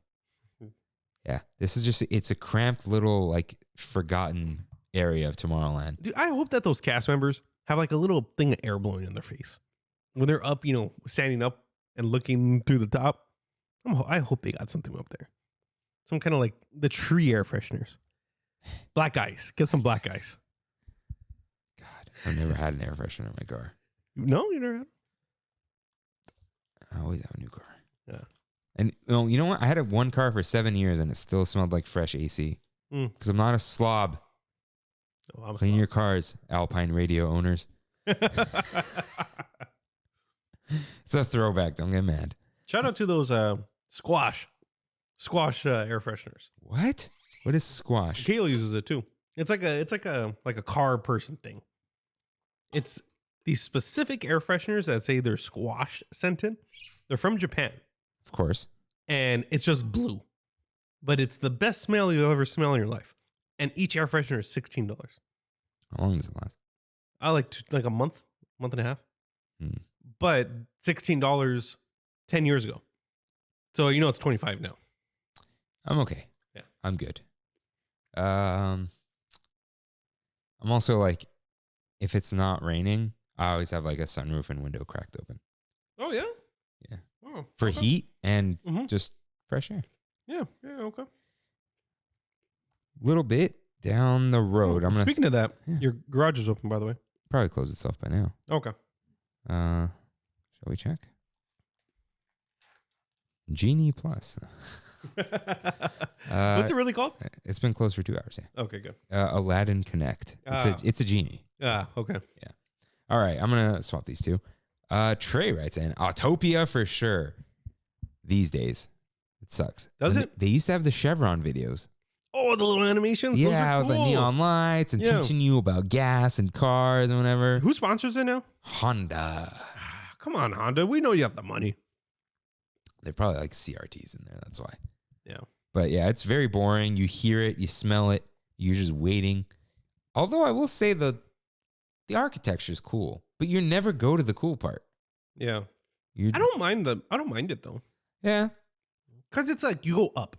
You know like what looking though? up. But if you had to spend 40 minutes in that queue, lose your mind. Yeah. Forget that it's 40 minutes. Just the looking around. It's the same. You're kind of circling the drain. Yeah. Yeah. I don't know. I'd say, yeah, this may be one of the worst ones when you have to wait in it. Yeah. Yeah. But But how often is it? We got to remember, like, sometimes you just don't wait in it and you're like, oh, this is nice. Yeah. Yeah. This one is a true one. Joey G writes in Toy Story Midway Mania. Mike also writes in the indoor queue always smells weird and it's slow too. Yeah. It is. There's something weird about this one. Right? Yeah. Like it has that nasty State Fair carnival feeling when it shouldn't. Yeah. The outside is boring. You're under the trees. Pixar Pier is loud. Yeah. You're near the carnival games. There's trees, but not like the good trees. Would you say Mr. Potato Head is in the queue? No. He's at the entrance. Okay. You never pass him anymore. And then you go inside and it's like sneaky switchbacks and you feel like time has stopped. Yeah. Like you have entered a void in the time space. Was this the first Midway Mania? There's a Japan one. The Japan one entrance? It's Awesome. Woody's head, right? Yeah. The queue in Orlando, amazing. Next level. How good it is. What do you do there? You go inside of it's like a toy box, almost like. Oh, wow. Yeah. Well, yeah, you can look it up. But I just remember seeing like really big blocks and like kind of like through the ride, you see like, you know, not a whole lot, but you see different things like the dinosaurs or crayons or any of that Orlando has in the queue. Huh. From what I remember. Okay. Hollywood Studios was 2008. Paradise Pier was 2008. Disney Sea was 2012. So we got, okay. Let's see. Maybe it was we opened yeah. 2.5 weeks before Disney World did. Wow. Oh, no. They opened 2.5 weeks before we did. Dang, they got it. Yeah. Well, Wikipedia has Disney Genie Plus Lightning Lane available on it, like with a logo and everything. Yeah. So, that inside is just like surreal. Like you just want to lose it, or you're gonna lose it. I don't know why it's so bad. They can do so much with Toy Story. They made pretty much a whole pier Toy Story, and they can't just do one little queue. I don't get it. Yeah, like they could have again screens. They have stuff going on, Yeah. little games. I don't know. What's annoying is they can always just be like, "Well, why don't you just download the Disney Play app?" That's what they wanted, and it just did not work. It died. Yeah. It died. Talking about Play Disney Parks, if you guys want to check that out. But yeah, I don't like it in there. And then the end is fine though. Yeah. Once you get the glasses, hope has been restored. But the inside, it's maddening. Did you ever wait there during the walls? I don't know. They had construction walls with like the old the Yes. lights. Yeah, Yes, I was do. It was crazy. I But did. I don't think that was as bad because it was interesting. You're talking about during Pixar Pier construction? Yeah. Yeah. That was almost interesting enough to not be Yeah. bad. This indoor area, I hate it. It's dirty. Dirty. It doesn't feel like it is, but it is. Yeah. I don't know. You look at the floor, it's dirty. I don't look at the floor. Maybe That's why. like Winnie the Pooh dirty. Yeah. Winnie the Pooh. Surprisingly, not a bad cue. No, not at all. All right. And here is not that many ride-ins, but I think maybe the worst. It's Maybe. arguable. It's Yeah, arguable. arguably. Well, top 3 maybe. Yeah. John writes in, Storybook Land Canal boats, no shade and super narrow. Also, the queue has nothing to look at. Feels low effort. And Kevin says this is number 1 all time worst queue. I will always hate it. He wrote in about this last May after best queues. Like, now the worst queue is Storybook Land. Dude, oh wow, cramped. You're bumping elbows. The kids are playing with the chains and they're hitting you. But it's like question. Yeah. Do you believe that when they designed a lot of these queues in the 1950s, people were just physically smaller? No, because like people were also like taller back then. Were they? We're getting shorter. Have you seen kids these days? Yeah. I'll never forget. We're at Bosco High School. And there's this kid. He's like, I'm on a little field trip. Like, it was just him. Mm-hmm. And I'm like, this kid's in like 5th grade. He's in 8th grade. He's about to enter. He was like 4 feet tall. And he had a baby face. Yeah. Kids don't go outside anymore. Yeah. Who was the tallest in class? Esteban? There's Esteban. He was like 6'4". Not Alfred. Oh, Alfred was tall. Jeremy was kind of tall. Yeah. They were all 6 plus. Patches? Wasn't that tall. Yeah, he was like 6 feet. Yeah. I wonder who. I think it was Esteban. Arturo was tall too. Arturo. That's right. Dude. Have you seen pictures of Arturo lately? No. I'll show you. You'll get a kick out of it. Okay. This is the most random thing ever. But I want to give the biggest shout out to Esteban. Because people used to make fun of him. Because he was like really... Oh, for all the caballos? Yeah. Yeah. Yeah, and they then, would. They would. Then became a horse dentist. Dude, that is so cool. And he's probably making bank. Probably. Loves it. He's traveling. Yeah. Biggest like... That's just a middle finger to everyone. Love that story. Yeah, that's so cool. Cool. I always liked him. Yeah. Cool guy. He's always nice. Cool. Very nice. Yeah. Speaking of, we'll get off of high school talk, but you know who texted me? Gabriel Miranda. We were just talking about him last year. He texted you like a few months ago, though. He did. But he put me in a group text with like 10 other people that I think we graduated with all of them, and I only had 2 people's number. I only had Jaron and Christian Hernandez. But there's like 8 other people in there, which I'm pretty sure are the 2 twins, Anthony, Tony, and a couple other people. I have a question. Huh? Was it blue? It was green. No. Oh, that's a good question. Bosco, dude. That's a good question. Let me see. Got some nerds. Yeah. But he texted me, which I actually meant to ask you. Because I said, I'll ask you. It was blue. It was blue. See? There was 1, 2, 3, 4. I probably have some of those numbers. Probably. And he said, yo, did any of you guys have your Kairos cross? Yeah, I got one in my drawer. I knew you had it. I just knew it. I knew it. I have 2 of those. Can you guess why Gabriel Miranda is asking for the Kairos cross? Why? He's going to get it outlined and tattooed. Christian Hernandez responds. And he said, let's see. I'll be the good friend here. That's a terrible tattoo idea.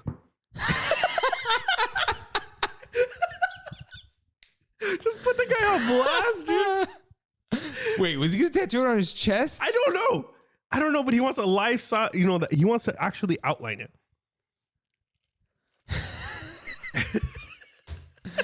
I wouldn't expect that from Christian Hernandez. Me either. Good on him. Good job, man. We just put everyone on blast. All right, back to Storybook Land Canal boats. Yeah, this ride is so old it has a ticket booth in front of it. Yeah. The lighthouse used to be a ticket booth. So, and it looks like a doghouse next to it, right? One of the mushrooms in Alice used to be a ticket booth too, right? Yeah, the big mushroom. But like, which explains that too. But yeah, it's a sucky little it's garbage. Queue. When it's hot, I'm out. Yeah. At night, not so bad. But it's like hit or miss. If it's open sometimes, it's weird. Would you ever rush it to get your name in the book? Huh? Would you ever rush it to get your name in the book? What book? If you're the first person in line at Storybook Canal Boats, there's a book that you can sign your name in as the first person to write for the day. Am I just rope dropping? Yeah. Yeah. Because you could still get on all the other rides. But it's only the first person. Only one. Only one. Yeah, I would head there. Backup plan is go to Space Mountain and hook a right. Yeah. And then what? The wait's going to be 15 minutes at 2 minutes after opening. Yeah, I'd be down. Love that kind of stuff. But Kevin, not to be outdone by his wife, America, Mm-hmm. this week on Kevin, Are You Okay? He wrote in with his top 5 worst cues. Yeah. Yeah. Now, he's okay. He's not mad. Appreciate But he's it. got it all. He's got it all in here. Storybook Land Canal Boats was number 1 of all time. Next, he put Alice in Wonderland. We know. Mm-hmm. But he said any ride in the area where the carousel is that whole pocket of Fantasyland. Because they're all the same, I would argue except Snow White. Snow White's okay. Mr. Toad. Mr. Toad is a good cue. Because it has that outside area with all the plaques. You have the outside, and then you have the area with the bus, and then you have the little what's the thing on a castle called? It's a good one. Yeah. It's the thing. The thing. I know exactly. The thing. What's it called? Turret. It's like a turret. Yeah. Yeah. I was thinking gargoyle. Yeah. No. No. Not that. And then you're inside, and the inside's real quick. You got Toadie over there. Yeah. I would say that's a good one. I agree. That is Yeah. a good cue. Yeah, Pinocchio. Yeah. But I would say they're not that bad in Fantasyland. Peter Pan though. Peter Alice. Pan. But Alice is not in that area where the carousel is. Yeah, That's what he was okay. saying. I Okay. would say that area is not that bad. Carousel. It's never that long. I kind of like it. Okay. It's like cute. You got plants. You got the sword. But then he says, Toy Story Midway Mania. Yes, but this, the new one. Jungle Cruise when the second floor is open. Oh, I don't know about that one. It's well themed, but I hate it. But this is complicated. Is it that like? It's you're waiting. That's what sucks. Yeah. What can they do? However, I think it's because that's the upstairs part, and there's so much after. Because there's that place with the radio. There's all those Easter eggs. Yeah. There's a chalkboard. But yeah, if they fail to captivate you, is it good? Even if you can appreciate it, you never like it. Maybe it's the cramped and the stairs and the Yeah. and you're like over multiple buildings. I don't know. Okay. With that, I kind of understand. But I wouldn't put it on the list. put it in my top 5. Yeah. Yeah. Now, I would if they're using that as the indie overflow. You ever seen that? No. It crosses the walkway and goes up the stairs of the top of Jungle Cruise. That's wild. Yeah. Whoa, oh my God. Okay. I gotta say too, outside of India, kind of hate. Oh no. I love Down it. there? Yeah. No, I hate it when it's like an hour long. Yeah, but you're around the entrance of the temple, bamboo everywhere. I don't know. You got the car there. There's a lot. I think I'm just mad that I'm waiting. probably. Yeah. But I checked all the other queues. Nothing's that bad. Like Golden Zephyr has nothing to it. You're never waiting. You're not waiting in that queue, right? Goofy Sky School, I kind of don't hate unless it goes to the Corndog Castle area. Because I did wait there during Yikes, dude. That's that long. 85-degree day with the masks and everything. Yeah. So that was terrible. Okay. Is pre-show already ride? Is what? Like a pre-show area. Is that already ride? I if didn't they're think talking so. to you. No, I don't No, but does that count as part of the queue? Yeah. Because I would argue Spiderman is one of the worst queues before you get to the inside, before the video. Because inside, it's cool. You got the little manager's office, but you're only in there for 10 minutes. Yeah, the little That vending machine. outside area is agonizing. I don't know They why. tried to do something with the paintballs, the paintball guns and stuff, but didn't do it. When it's a far line, it is. When you're in the back, That's miserable. hot. Yeah. And it's themed, but it's not. Yeah, it's no. terrible. No, thank you. No, thank you. There. Yeah, I think even the outside of Guardians is not bad. Mm-hmm. I'd say the boiler room is not that great in Guardians, but it's not worst cube material. No. Yeah, I think Incredicoaster is good. You're real quick, Mm-hmm. Inside Out. So I think we're good. Jumping Jellyfish is a good queue, I would argue. Get the rocks, Yeah, sure. Yeah. Now, what we have next is not attractions anymore. So which attraction would you say has the worst? The worst queue, I'm going to definitively say, in my non-professional opinion, Peter Pan. Right at the top, I think that was the worst one. Because we can always expect a queue. No question about it. We're always going to be a 30 plus. minute wait, no matter what. I'm gonna say Monsters Inc. Really? I hate That 60 thing? That's interesting. Forget even just the wait. I just hate everything about that queue. I like the inside. I don't. It's just beige. Yeah. The Monsters Inc. building is more interesting than that. I get it. I'm gonna say that's my most hate. I like it less than Small World. Small World, you could look at Small World. Mm-hmm. Monsters Inc. You're just like, man, why am I waiting? Yeah. The ride's okay. I like going on the ride, but I dread the queue. I dread even walking in there. Yeah. And I don't know. I feel like it's not always poopy, but there's always stinky people there. I think that poopy story kind of pushed you over, dude. Yeah. I think that's going to be my worst queue. So let's talk about transportation. The train and the monorail. Not because the queues are bad, but because you see the thing rolling up in front of you and you're not sure if you're going to get on. Yeah, that's the worst feeling. That's the It's worst terrible. feeling. You have because you don't know who's going to get off. Mm-hmm. The monorail at downtown Disney, it's a madhouse. You don't know if they're going to open all the gates or just the first gate. So you're like, and then people cut you and you're like, what are you doing? Yeah. Terrible. And you actually wrote in. Sure, I have access to this Google Doc. I said the Toy Story parking lot line when you're returning specifically. Because you're done with the day and looking at the queue, it's nothing but go away green. Okay. Not everything could just go away when everything is go away green. You can now start seeing stuff. But when They're telling you to go away. Yeah. But when you look at the queue, like the amount of people in line is always intimidating. Doesn't mean it's going to take very long, but it's always intimidating looking at that. And that sense of entrapment. Yeah, you have no way. You can't walk there. No way. So far. And they changed the entrance and everything. There's no, that's the nature of shuttle queues. Yeah. Because everyone's got to get to the same place. I used to recommend, if you want to go to a Dodger game, take the Dodger Stadium Express. You park at Union Station. Oh, It's yeah. like $3. You hop on the bus and they skip everything. They're only in on they have a police escort through LA. That's really cool. Yeah. And you just go straight up Dodger Stadium and they drop you off.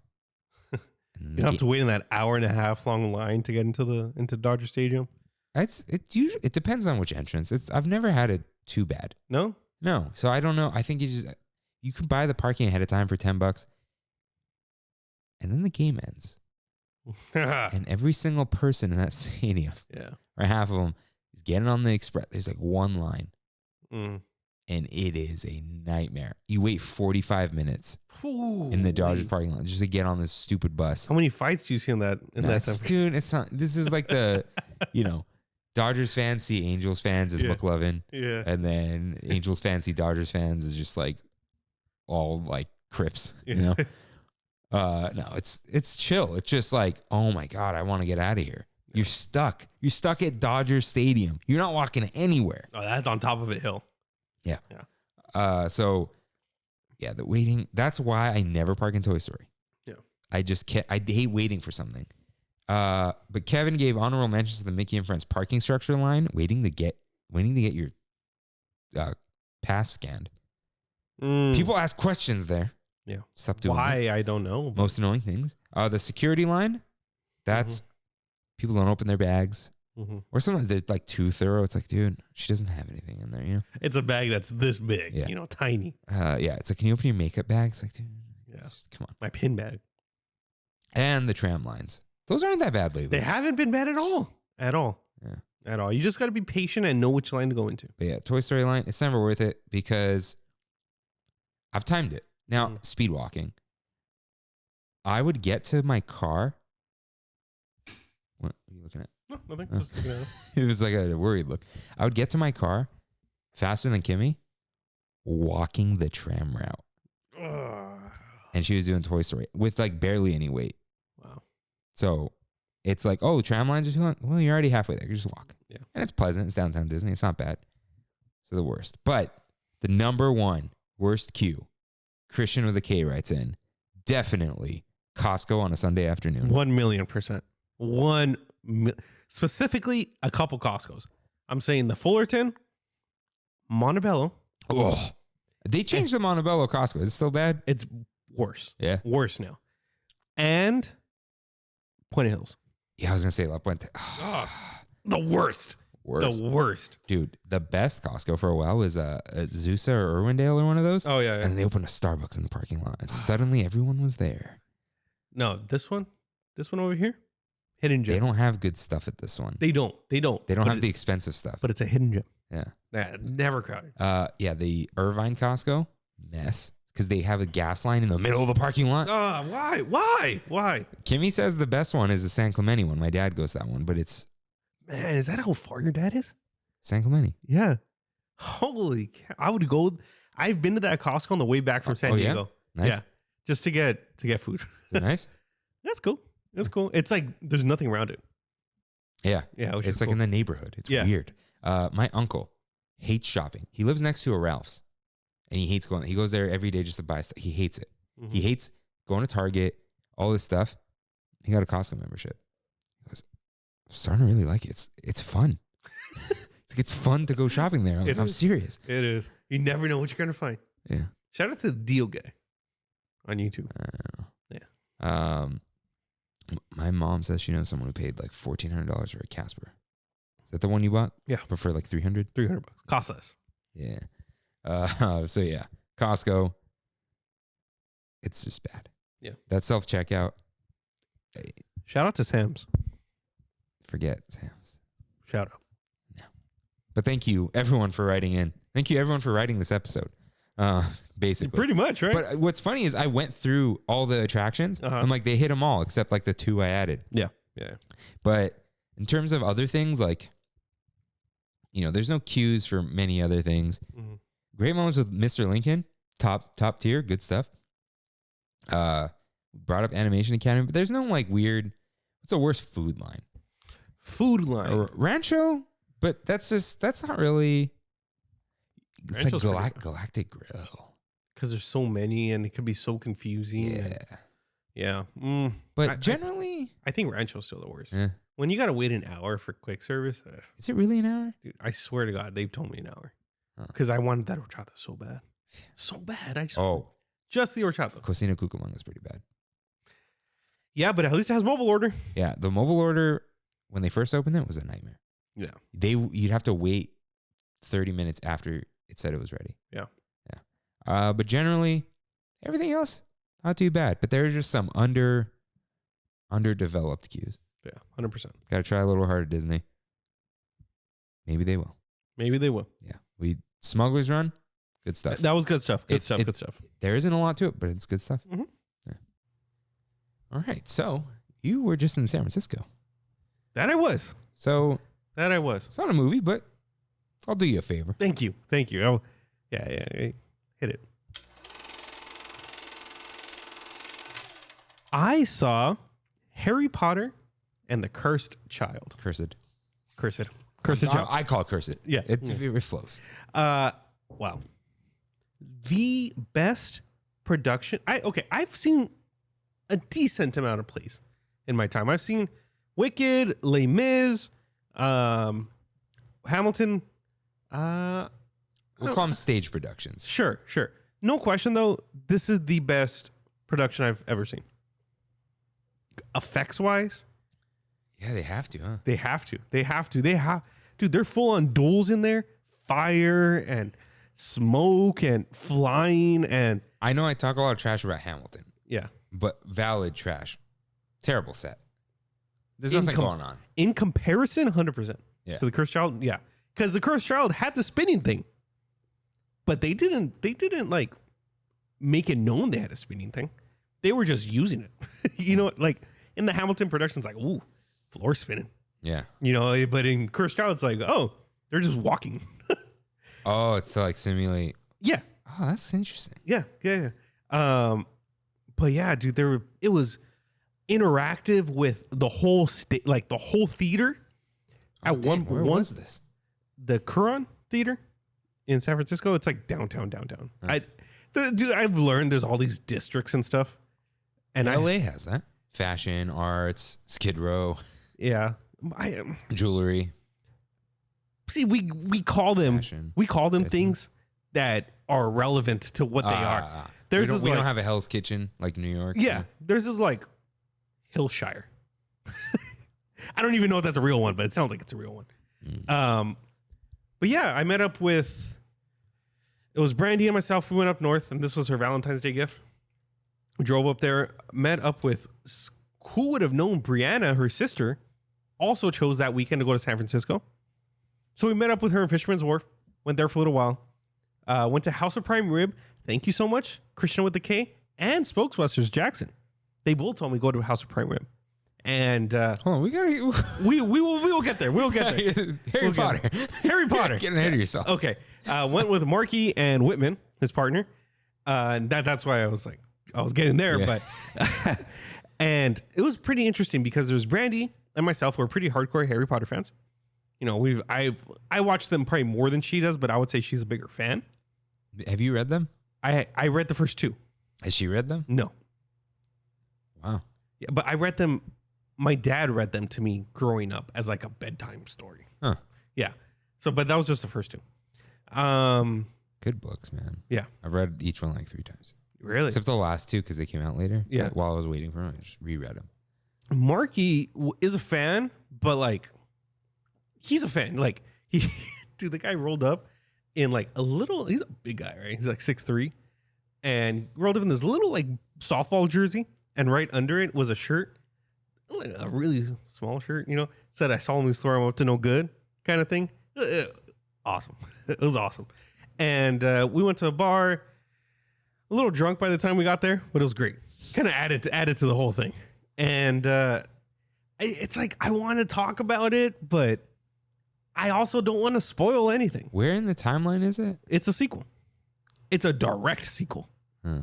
The most I'll spoil, which you can just read in the synopsis, is it's mainly centered around Albus Severus Potter, who's his son. If you don't know this by now, that's on you. That's at the end of the last one, yeah. And Draco's son, Scorpius Malfoy. Scorpius. And it's an adventure that they go on. Got it. Yeah. And I like anything else I would say is a major spoiler. So, but you can expect to see everyone. Harry's in it a lot. Ron, Hermione, Hermione's kid. Literally everyone you can think of is in the movie. Play. Which will probably never be turned into a movie. It will. You think so? Eventually the hype will die. But will Daniel Radcliffe, No. Emma Watson? Oh, that's what I'm saying. Rupert Grint will do Ron. He'll do Ron if he gets paid. He's never enough. done anything else. Yeah, he's in an M. Night Shyamalan show on Apple TV. You know what? I think they would do it because they showed up to the reunion. They did. Harry, I feel like, I mean, dude, you pay somebody enough, they'll do whatever. But same thing with Emma Watson. She was Belle. She'll do it. Yeah. So, all in all, if you ever get the opportunity to watch this and you're a Potter fan, please. There's no singing, is there? None. Okay, maybe. Yeah, is there an intermission? There is an intermission. Okay. Yeah. All right. And they're actually like really strict when it comes to intermissions or like leaving, because I thought the intermission was starting, but they were just going to a certain place and it looked like the intermission was starting, but it wasn't. And I got up and I had all my trash and stuff, and the usher was like, "You're not leaving." And I was like, he's like, "Now is not the time to go." And I was like, okay. Went back down and sat down. I understood why he said that now, because right before the intermission was the best part of the whole play. I was just caught Now is not the time to go. Yeah, I was just so off guard by that, but it was cool. It was cool. All right. Yeah, a lot more. Let's just say it's a lot more progressive than I ever thought that a Potter story would be. Mm-hmm. Got it. There was one thing. I bought a wand. Oh. I bought Elvis's wand. That was awesome, dude. It's a cool wand. It's sleek, but it has like some woodsiness to it. You gotta let the wand choose you, right? It chose me by going to the Cursed Child. All right. Moon Knight episode 3. Mm-hmm. You watched it? Mhm. I think it was good. It was good. It was good. It was cool. Lots of cool stuff. Mm-hmm. Mm-hmm. I I like seeing the whole Mork stuff yeah. more so than the other episodes. Yeah. No spoilers. Don't worry. But new favorite thing. I saw this as a comment, but it's still my favorite thing. Conchu sitting in random places. He's just chilling. Yeah. Always. That voice. Break his windpipe. He's from something, right? Yeah, he's in a bunch of things. Yeah, because I know that voice. That's a very, very distinct. Yeah, Kimmy said when she looked him up, she was like, "Oh, okay, Yeah. good stuff." Yeah, looking forward to more of that. How many episodes are there going to be? 8. I think. Eight's a decent it's a good modern day number. Yeah. We used to get 24 episodes a season, and then we got 13 and 12. Now it's 8. Yeah, It's and 8's trash. good. 6 too short. Yeah. 8's right there, and 10 a little long. Severance was 9. Yeah. Severance is good. Well, you liked it? Yeah. I loved it. Dude. I've been going around telling people like, what's it about? I'm like, it is about the work-life balance, and it's very surreal. That's it. That's what you tell? Because I knew the premise going in, Yeah. and I wish I didn't. Mm. Now, in case you're worried about that, the premise is revealed in 20 minutes. Yeah. But like it would have been a way cooler reveal. Like, oh crap! So don't look it up. It's on Apple TV Plus. Yeah. You might not have it. But just buy some iCloud. You know, you get Apple. Without going into it, I just wanted a yes or no. Would you be severanced? No, No? Okay. absolutely not. Okay. Yeah. And not gonna say what it is. Obviously. Yeah. The final line was so well delivered. Okay. You gotta remind me what it was. Oh yeah, that was good. That was good. That Good was stuff. good. I teared up. You did? It was just so great acting. Yeah, Adam Scott, dude. Yeah. Yeah, definitely watch that. Oh, and I'm gonna say this too. The opening sequence is very cool. It plays Awesome. It plays the first time during the second episode. Really? I think so. Oh wow. Don't watch the opening sequence till episode 3, because there is an actor in it that I didn't know was in it, Mm. and it would have been really cool to just see them walk out of the door. Mm. Yeah. So You know, I don't know if this is the actor you're thinking of. I think he's episode 1. I think you're gonna say it. John Turturro? No. Yeah. Yeah. I'm not talking about it. Yeah, I had a dream where he was stabbing me in my eye. Nice. Yeah, I don't know why. I've had two nights in a row. Yeah. Consecutively, 2 separate dreams about like really topsy-turvy manic weddings, but neither one was mine. I'm not married. It's just like, it wasn't that. Like the scary part wasn't I'm getting married. It was someone else's wedding. And I was like, Yeah. like, this is too much, you know? What are you talking about, dreams? I don't know. Good song. The Cranberries. We're in your dreams. That again. All right. Okay. So it's time for We Have It So Good. In which sometimes members of the TramFam write in with what they miss and appreciate about Disneyland, but talking about all these cues probably made them think they don't miss Disneyland at all. Yep. So I went last Thursday, day after recording. Okay. I decided I'm going to try garlic kissed. You waited. No, there's like No lie? 5 minutes? Not even. Okay. Yeah. I got both items, the carbonara mac and cheese and the top sirloin with smashed potatoes. These are really good, man. Both of them? Both of them were delicious. Heavy yeah. on the garlic. Yeah. I didn't expect it though, a garlic kiss. Yeah, I know. Yeah. But it lingered. You didn't have to linger. The carbonara mac and Shout out cheese. to the cranberries. The carbonara mac and cheese, it was actually, the cheese had a lot of bite to it. Mm. It wasn't too creamy. Had some really good flavors, good textures, That's nice cool. crispiness. Very good. Sirloin. You could hear it in one of Kimmy's stories. Mhm. Those potatoes were phenomenal. Smashed. The sirloin itself was okay, but the Yeah. other was just like potato. Nice. Some skin. Really good stuff. Is it Cody who said to try No, I think it was Sebastian. Was it Sebastian? That's what I thought. Yeah, I think it so. was Sebastian. The slow San Luis Obispo pink lemonade lager. I'm sorry, man. It wasn't good. It was too sour or? It just wasn't good. Mm. It's just like a bleh. Just a beer. Yeah. That was a give me a beer. Yeah. At the bar in the movies. Yeah. Sorry, man. Wasn't that good. But I got that because and we tried that hibiscus, the honey lavender, the non-alcoholic. Where at? at the ranch wings. Oh, the Gluckadoodle. This is the one you want to try? Yeah. Tastes like a candle. Yeah. It was not good. Yeah. But I did. Oh, wait. No, that's not the one I tried. It's the one I want to try. Yeah, no. Tastes like eating a lavender candle. Which I don't mind. Yeah. You might like it. It needed alcohol. Yeah. But I did try the ranch wings. They're Cool Ranch Doritos with buffalo sauce on them. Got it. And I loved them. Got it. And I was like, Kimmy hates ranch and those Doritos. And she's like, I don't think I want to try. I'm like, and when I took the final bite, it was like dumping the bottom of the bag of Doritos in my mouth. Oh. And I was like, hey, I really like this. You should be very glad you did not try this. I didn't even ask her to try it. Because usually I'd be like, I think you'll like, you kind of understand your partner, what they like, what they won't like, but they'll think it's funny. I was like, you don't need to try this. But Cool Ranch Doritos, huh? Yeah, but they're crispy and thicky boys, dude. Lots of meat, tons of meat. Good. I really like them. Whoever their supplier is for wings. Good wings. Yeah. Man. They're probably genetically modified. It's probably the same place that makes turkey legs. Yeah, probably. Yeah, good wings, I gotta say. Disney, every time I've gotten wings from there, they're good. Especially like, dude, the Togarashi. Oh, yeah. Trader Sam's. And even I really like the Craftsman ones too. Yeah, those are good. crispy. Yeah. They're good. But best part about the Trader Sam's one is just dipping them in the mayo. So good. Yeah. Okay. I got the horchata agua fresca with rum. Just spiked rum, right?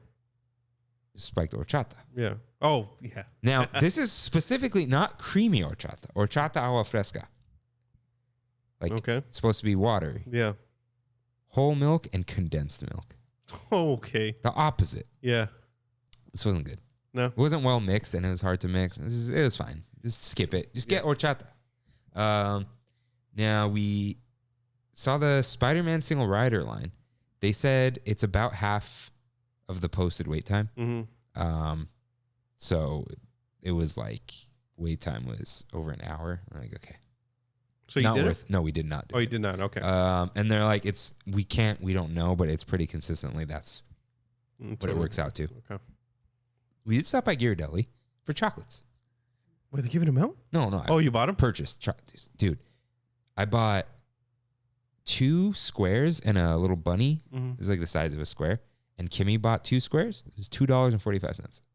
That's a good little hack, man. Yeah. Wow. And it was just the right amount. So dark chocolate sea salt. The bunny version is better. I got the dark raspberry. She got a sea salt almond. She didn't like that one too much, but the dark chocolate sea salt she does like. And that is a good one. It's probably the best. You know what I'm talking about? Dark chocolate sea salt caramel. I believe so. Is it blue? Light blue. Light blue. Yeah. Yep. Cerulean almost. And we got River. Shout out to River. Little Ghirardelli apron. They sell adult and child size. They sell child size? It's beautiful. It's really? Navy. You see it in her story? No. It's in Kimmy's story. I'll show you in a second. Navy with a gold trim. I'll buy that for my niece. It says Ghirardelli. Dude, here. That's cool. Oh, she's too young for that, but. How old's River? He's 2. She's like, Lily's big, dude. She's wearing the 2T. Yeah. Let's see. Yes, I have Instagram on here now. She's right at the 8. Like, but she's not walking. She's walking. She is? Yeah. How old is she? Or like a year and a half? I don't know when that starts. Year and 2 months. Is that the one? I don't know. No idea. Yeah. When people are like, oh, they're doing this. I'm like, is that good? I'll be happy if it's good. I don't know if it's good. Okay. I found it. Sorry. I forgot what I was doing halfway through. Yeah. That's clean, cool. dude. And they have the adult version, too. That's cool. You should get it for when you make all your freaking brownies. Yeah. They sell the brownie mix there. Do they really? In single boxes with all different flavors. Oh, that's cool. Yeah, they don't have the scooper chocolates, though. Although they do have the fat snow caps. Yeah. Ghirardelli, underrated. I was going to save this for one last bite. You want to finish Haunted Mansion? Yeah. Okay. One thing about Ghirardelli. People decide what they want when they get to the cashier, and it's very annoying. Oh, yeah. Come on, dude. You got time. And there's like 2 cashiers because, understaffed. Yeah. Before Haunted Mansion, there was one. Oh, right. The thing I was going to say, Animation Academy. We went there, and on the schedule, it was full. The schedule said master class. What? And we said, what's the master class? And they said, you draw a more advanced character. You know, normally you draw little cartoons like ducks and mice. Tiana. Holy cow, you can sign up for that? Yeah, there's no way Tiana's easy. Yeah, that's hard. Yeah, that's a human. Yeah. Yeah, you don't draw humans, huh? No? They're hard. You know, drawing somebody's face could be difficult. Yeah, masterclass. It was like 7:30 p.m. So look for masterclass. Don't even ask what character it is. But yeah, it was full. And we were like 10 minutes early. That's cool. Yeah. So yeah, we went to, I already mentioned Monsters Inc., but the poopy. Went to Haunted Mansion. There was almost no wait. Oh, that was a walk-on. One wonderful walk-on. But there was one thing in Disneyland because we crossed. What was it? Haunted Mansion. Didn't get to poo. Big Thunder was like a 70-minute wait. What? Why? Dude, it's spring break in full force. Okay. Dang. Kimmy's going to remind me what this was later. If I remember, I remember. But I had a wonderful trip. Dude, getting out of there when fireworks are canceled. Mm-hmm. It's just because you're like, oh, we're leaving at 9 when the fireworks start. Due to high winds, there will only be projections. You're like, no, and you're like going through Adventureland, like trying to get out. Yeah. Oh, right. I remembered. Jungle Cruise. It said 35 minutes. And Kimmy goes, ask the cast member, so how accurate is that? And he looks like it's pretty accurate. And then he pointed. They were upstairs. We couldn't see them. It was dark. Wow. At night. That's upstairs. nasty, dude. That's ugh. Yeah. Ugh. I got a rest for Sunday. I'm excited. Yeah. So yeah. Oh, Sunday's Dapper Day, by the way. No! Why? Because we're busy Sunday. Yeah. But we picked up a res, but we might not go. We might pop in, but the problem is it's popping in on Dapper Day. Nah, I'm honestly gonna cancel. No, dude, do Dapper Day. I don't like Dapper Day. Why not? We're just suspenders and No, I have the stretchy suspenders you gave me. I'm good, dude. A fedora. I'm dressing up on Saturday. Got a quinceañera. I forgot like those exist. Yeah, two dressing up days in a row. No, thank you. No, thank you. God, I was so excited. I mean, double check, but I'm pretty sure. Yeah, Kimmy said it was. Okay. All right, but yeah, I had a wonderful trip. Good food, not so good drink. Sorry. All right. So I went to San Francisco. Yes, you did. And in San Francisco, there's a couple things Disney related. Ooh. Big Disney related. One, the first one I went to, Ghirardelli Square. Yeah. Have you been there? No. Like as a kid, my maybe? first. No. First time. I was excited to go. I was like, wow, I get to actually try the ice cream and the chocolate and stuff from here. And it was absolutely ridiculous. What do you mean? So there's like 4 different areas you can order ice cream. I remember it being complicated. Yeah. And we went to the bottom one and I was like, wait, I think there's one up here. There's actually like 3 up there, 3 at the top. And one of them was like a really small room. That was ugly, dude. Like it was like a pop-up. Okay. Like if Maybe it was like the extra room. yeah. So I go in and I'm like, oh my God, this line is long. Come to find out, there was no line. And those were all people just waiting for their ice cream.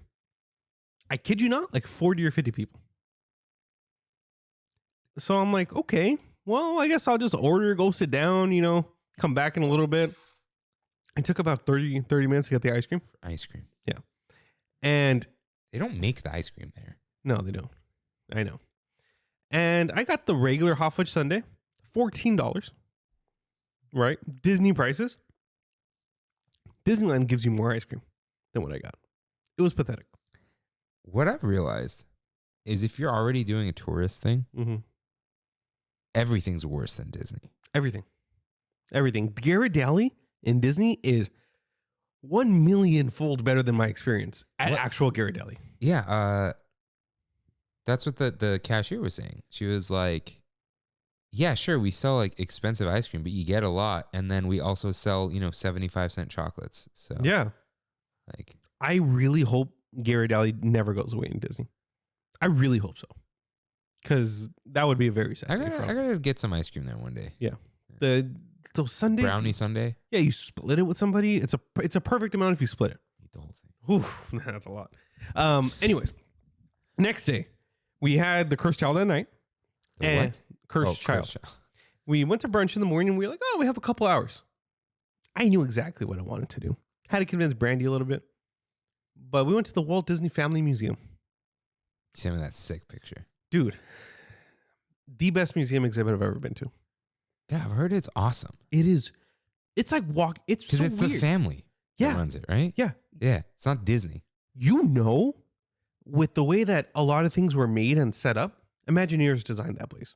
There's no question about it. That's the thing people forget about. Disney really cares about their history. They do. And they went. I saw pictures of Walt that I've never seen when he's like 5 years old. Walt in school. Like Walt, Roy, and his other brother, other sister, whoever, I forget who it was, just being like 15 years old. Whoa. Yeah, dude, it was an experience. Every room that we went into was themed like some of the best queues in Disneyland. Wow. Yeah, I was like so blown away by a lot of the stuff.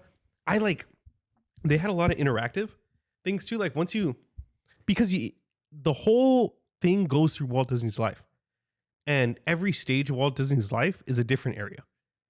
So it's like his early life is a couple rooms, and then he starts getting into animation, and it starts telling you the history of animation and how Walt Disney influenced animation as a whole. And then they start getting into more interactive stuff. Like there's like a little screen with a video going, and it kind of looks like a Guitar Hero. Okay. But there's a bunch of these metal gold instruments. And if you tap them, the instrument goes off on the screen and in the little earpiece that you're holding to your ear. So it's like, it's to like an old Oswald cartoon. Oh, that's cool. Yeah. Dude, I was so blown away by everything. You go through animation, you go through like Walt Disney's heyday in animation when he was like at his peak in like the 40s. No, the 30s, the end of the 30s. Have you seen, I don't know if you've ever have, but the Oscar that he won for Snow White? Yeah, it's like it's got the little doors You attached. did see it. Yeah. Wow. Yeah, dude. How awesome is that? Because it was the first time an animated movie won an Oscar. It didn't win an Oscar. It was honorary. Oh, it was honorary? Because there was no animation category. That's what it was. But it was like, we made this. Yeah, I think he didn't like the fact that he got the Oscar. Oh, really? Because he didn't want it to be a special Oscar. He wanted it to go up for Best Picture. Yeah, like here's an example. This is the room where when he first got to Hollywood, like it's just, like a bunch of all the posters were interactive, and it talks about the Alice cartoons he did. He did like 50, or not cartoons. They're like mix of live action and cartoons. He did 57 of Alice in whatever it was. Made his first movie with $750. Wow. Crazy to think that number. But yeah, just like, it's a bunch of sales from, I think, Steamboat Willie. And some of them were actually animated. They're like screens. It was just like so carefully made, dude. And like original cells from Brave Little Tailor, original cells from Snow White, concept art from Snow White that was like demonic, dude. Like, look at that. That's awesome. Yeah. Inflatable. 1930s inflatable. I was like, well, that's cool. Dude, the Walt Disney, what is this? The like method of how he makes movies. Whoa. Yeah. Everything that's in pre-production, everything, that's working at the same time. There's some genius there. And then when the strike happens, like it goes through when he becomes Walter El Grupo, traveled the mariachis. And then he goes into his like political stuff during World War II. Oh yeah. Like, check this out. This poster, it's like propaganda. This is a good breakfast. Grapefruit, orange juice, melon or berries, coffee, oatmeal or other cereal with milk, eggs now and then, 2 slices whole wheat or enriched bread and butter. Thank you, Walt Disney, for telling me what's a good breakfast. They had this room that was toward his, like I said, his heyday of animation. See, this is a mini animation academy. Just in the middle of this museum. Yeah, more cells. Beautiful view from the Golden Gate. Oh, nice. Golden Gate Bridge from in there, right next to the bench that he sat with his daughters in Griffith Park. The one that they pretend is in Disneyland? Yeah. Is that That's roped actual. off? No, you can sit in it. Huh. It might be replica. I don't know, but it says that it's the bench. And then to top it off at the very end, because it was toward the end of his life, there was a Disneyland room. And it was the biggest room. And it starts Does it have with glass floors? Yeah. That's awesome. Yeah. No. They're glass railings. Oh, okay. Yeah. Just But look at this. Look at this quote, dude. I have always loved trains. Walt Disney. And it had his train. You know the little one he used to ride around in his backyard? That train was, I think it was tiny. It's so funny. It's tiny, but he used to ride on top of it, you know? Yeah, right there. But also, like WED Enterprises, the first presentation for Disneyland, that first part reads, where you leave today and visit the world of yesterday and tomorrow. On the first page of the presentation. I was like, oh, that is cool. Presented by WED Enterprises, copyright 1953. It's 2 years before. Yeah. And they have this. So in Disneyland, in Great Moments of Mr. Lincoln, there's that really big model of Disneyland, right? Which I think was the concept of Disneyland. Here, they have something really similar, but it's Disneyland 1959. So a couple years after it opened, so you have a fully functioning ride systems, like on this little model, like things will move. It would turn to night and lights would turn on. Like you would even see at night the Jungle Cruise ship had a little light in the front. Wow. Yeah. It had, like I said, all of Tomorrowland, which is right over here. And dude, it's like I've never seen Is a the space stage there? Oh, that's a good question. Let me see. I don't know if let's see. I didn't get it from that angle. Got it from the opposite angle. But like even Journey Through Inner Space, you can see it right there. Oh, nice. Yeah. And going into the snowflake. Oh. Yeah. Circle Vision 3D. The Skyway going through the Matterhorn. Wow. Yeah. Yeah, you can see it right there. I feel like I just need to replicate your trip without Ghirardelli. Pretty much. Dude, you have to go to this. This museum was seriously incredible. They have a Jose animatronic that you can control and it'll record. That's awesome. Yeah, it'll record what you're doing. And it has the little handle that they would use. And it kind of walks you through how to do it. But yeah, it was great, dude.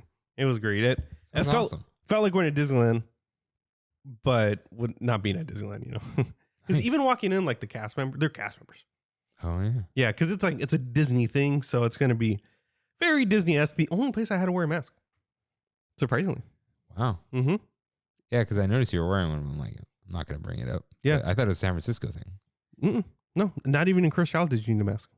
Oh yeah, because they check the cards there, right? Actually, I take that back. You did need a mask for Cursed Child, but if you were eating, you didn't. One of those things. Okay. Yeah. And you can eat while watching the show. Nice. Yeah. So it was a great trip, dude. Great, concise. Yeah, it was very short, right? Yeah, because I also did Alcatraz. Jeez. That's what I'm saying, dude. We were constantly on the move. And Alcatraz was cool. Yeah. I feel like I gotta see it once. Yeah, that's how I felt too. I did skate around it in Tony Hawk's Pro Skater 4. Do you know somebody escaped from Alcatraz? 3 guys. With a spoon. Mm-hmm. Cool. That's awesome. Yeah, I definitely want to do that now. Mm-hmm. Because I'm very passive with museums. I'm like, that looks nice, and I move on. that looks cool. That area that was in, it was called something. Presidio? Presidio. Maybe, is it that? Maybe. But it a beautiful like national park in the middle of the city. I think it is Presidio. Yeah, Presidio of San Francisco. It's Yeah. a park. Yeah. Well, there's Muir Woods right there too. Yeah. That I gotta go to. Super cool to drive through. And I'm gonna like get the pass to Muir Woods and Yeah. hang out there. but, John Muir, man, he's like, but dude, like if you're a Disney fan at all, highly recommend. Brandy didn't really want to go because she said we have so much stuff to do. I don't want to be late for Cursed Child. And we had like 20 minutes before her cousin picked us up at the hotel. So when we got back, but she's like, I'm so glad we did that. That was pleasantly surprised by how good it was. Wow. Mm. That sounds awesome. And $25 to get it. Yeah, that's totally worth it. Yeah. All right. Yeah, Disney doesn't. By the way, just to cap that story off, the best Disney gift store I've ever been to. Gift shop. Ooh. Ridiculously good stuff in there. Ridiculously good stuff. And stuff you can only find there. Yeah, that's next time I go. Because San Francisco, I'm sure I'll be back. Yeah. You know. SF. No San Fran. The city. The city. The city. City in the Bay. Mm-hmm. All right. So, Rain, what time is it? It's pizza time. It's time for one last bite. As always, what is the best food you ate this week? come on, dude. I can't just do one. I was in I'm not going to do one either. I have a whole thing. Yeah, I was in San Francisco. Ate a lot of good food. Like I said, shout out to Christian with the K and Jackson, a.k.a. Spokesbusters, for recommending House of Prime Rib. They both told me it couldn't be done, that I couldn't get the res. Somehow, I found a 10 o'clock reservation for 4 people. 10 p.m.? 10 p.m. 10 p.m. I knew prime rib at 10 p.m. I knew that it was only going to be 2 of us. And I said, you know what? I'm going to call after I make this reservation on an open table and say, hey, can I move my reservation up a little bit? And can I actually change it to 2?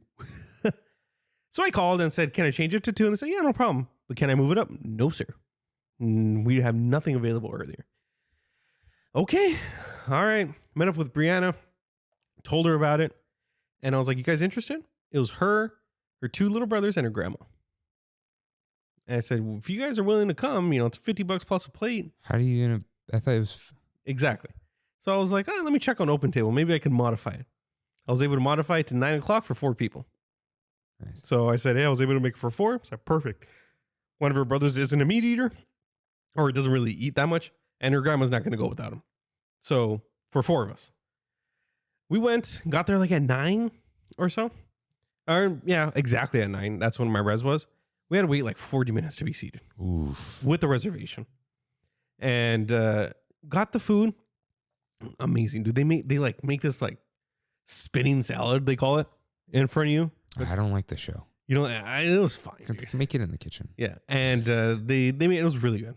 It was like a cherry apple vinaigrette that they used for it. Really creamy. But it was like a cob almost with like some egg and stuff, and it was good. Got the prime rib. Got the mashed potatoes. Kind of regretted I should have got the baked potato. Looked way better. And probably tasted way better. Always is. Yeah. Got the cream of spinach. I was okay. It was okay. Everyone loved it except me. Prime rib though. Delicious. We saw it get cut off of the bone right in the room. Not in front of us, but in the room. Cool thing about that place is when you're done, hey, would you like some more? Oh, I was gonna make fun of you for that. Yeah. They said, do you want any more? We can bring you some more for the same price. Wait. Like they don't add? No. Okay, that's yeah. All right. Yeah. The second round isn't as big and it's thin, but still, it's like, hey, let's just finish it off real quick. Once we were done, we were like, oh man, we're all super full, whatever. No apps? No apps. No, just the salad. Oh, right. And then some like bread that they make there too. The manager came over and come to find out, the guy I asked, it was like 9:30. I was like, hey, is our table ready yet? Like, we've been waiting over for half an hour. We had a reservation. The person I asked was the manager. He came to my table after. Hey, I apologize to you guys for having to wait so long for your reservations. Desserts on us. Get whatever you guys want for the whole table. Yes, sir. Yes, sir. I'll add a coffee to that too, please. What'd you get? Tiramisu. Of course. I knew. I was going to say, did you get a freaking tiramisu? I got a tiramisu, which I'm glad because apparently the bread pudding wasn't that good. And tiramisu is lighter than a bread pudding in terms of just eating it. Yeah, they had Brandy and Nikki, Brianna's little brother, got it, and it had like dark cherries in it. So I said it was kind of tart. Oh, Brianna got a pecan pie. Don't really like pecan pie. Yeah, don't mess with a good thing. Yeah. So amazing food, dude. Like 10 out of 10 would totally do again. But I just want to give a couple more shout outs. One to the pizza at this random pizza joint that Marky took us to was like the most odd location for a pizza place. And it was a $7 slice, but it was a huge slice. So it was okay. So shout out to them. Also shout out to Brenda's Soul Food for brunch. Got biscuits and gravy with a chicken cutlet on top. Jeez, man. Bomb.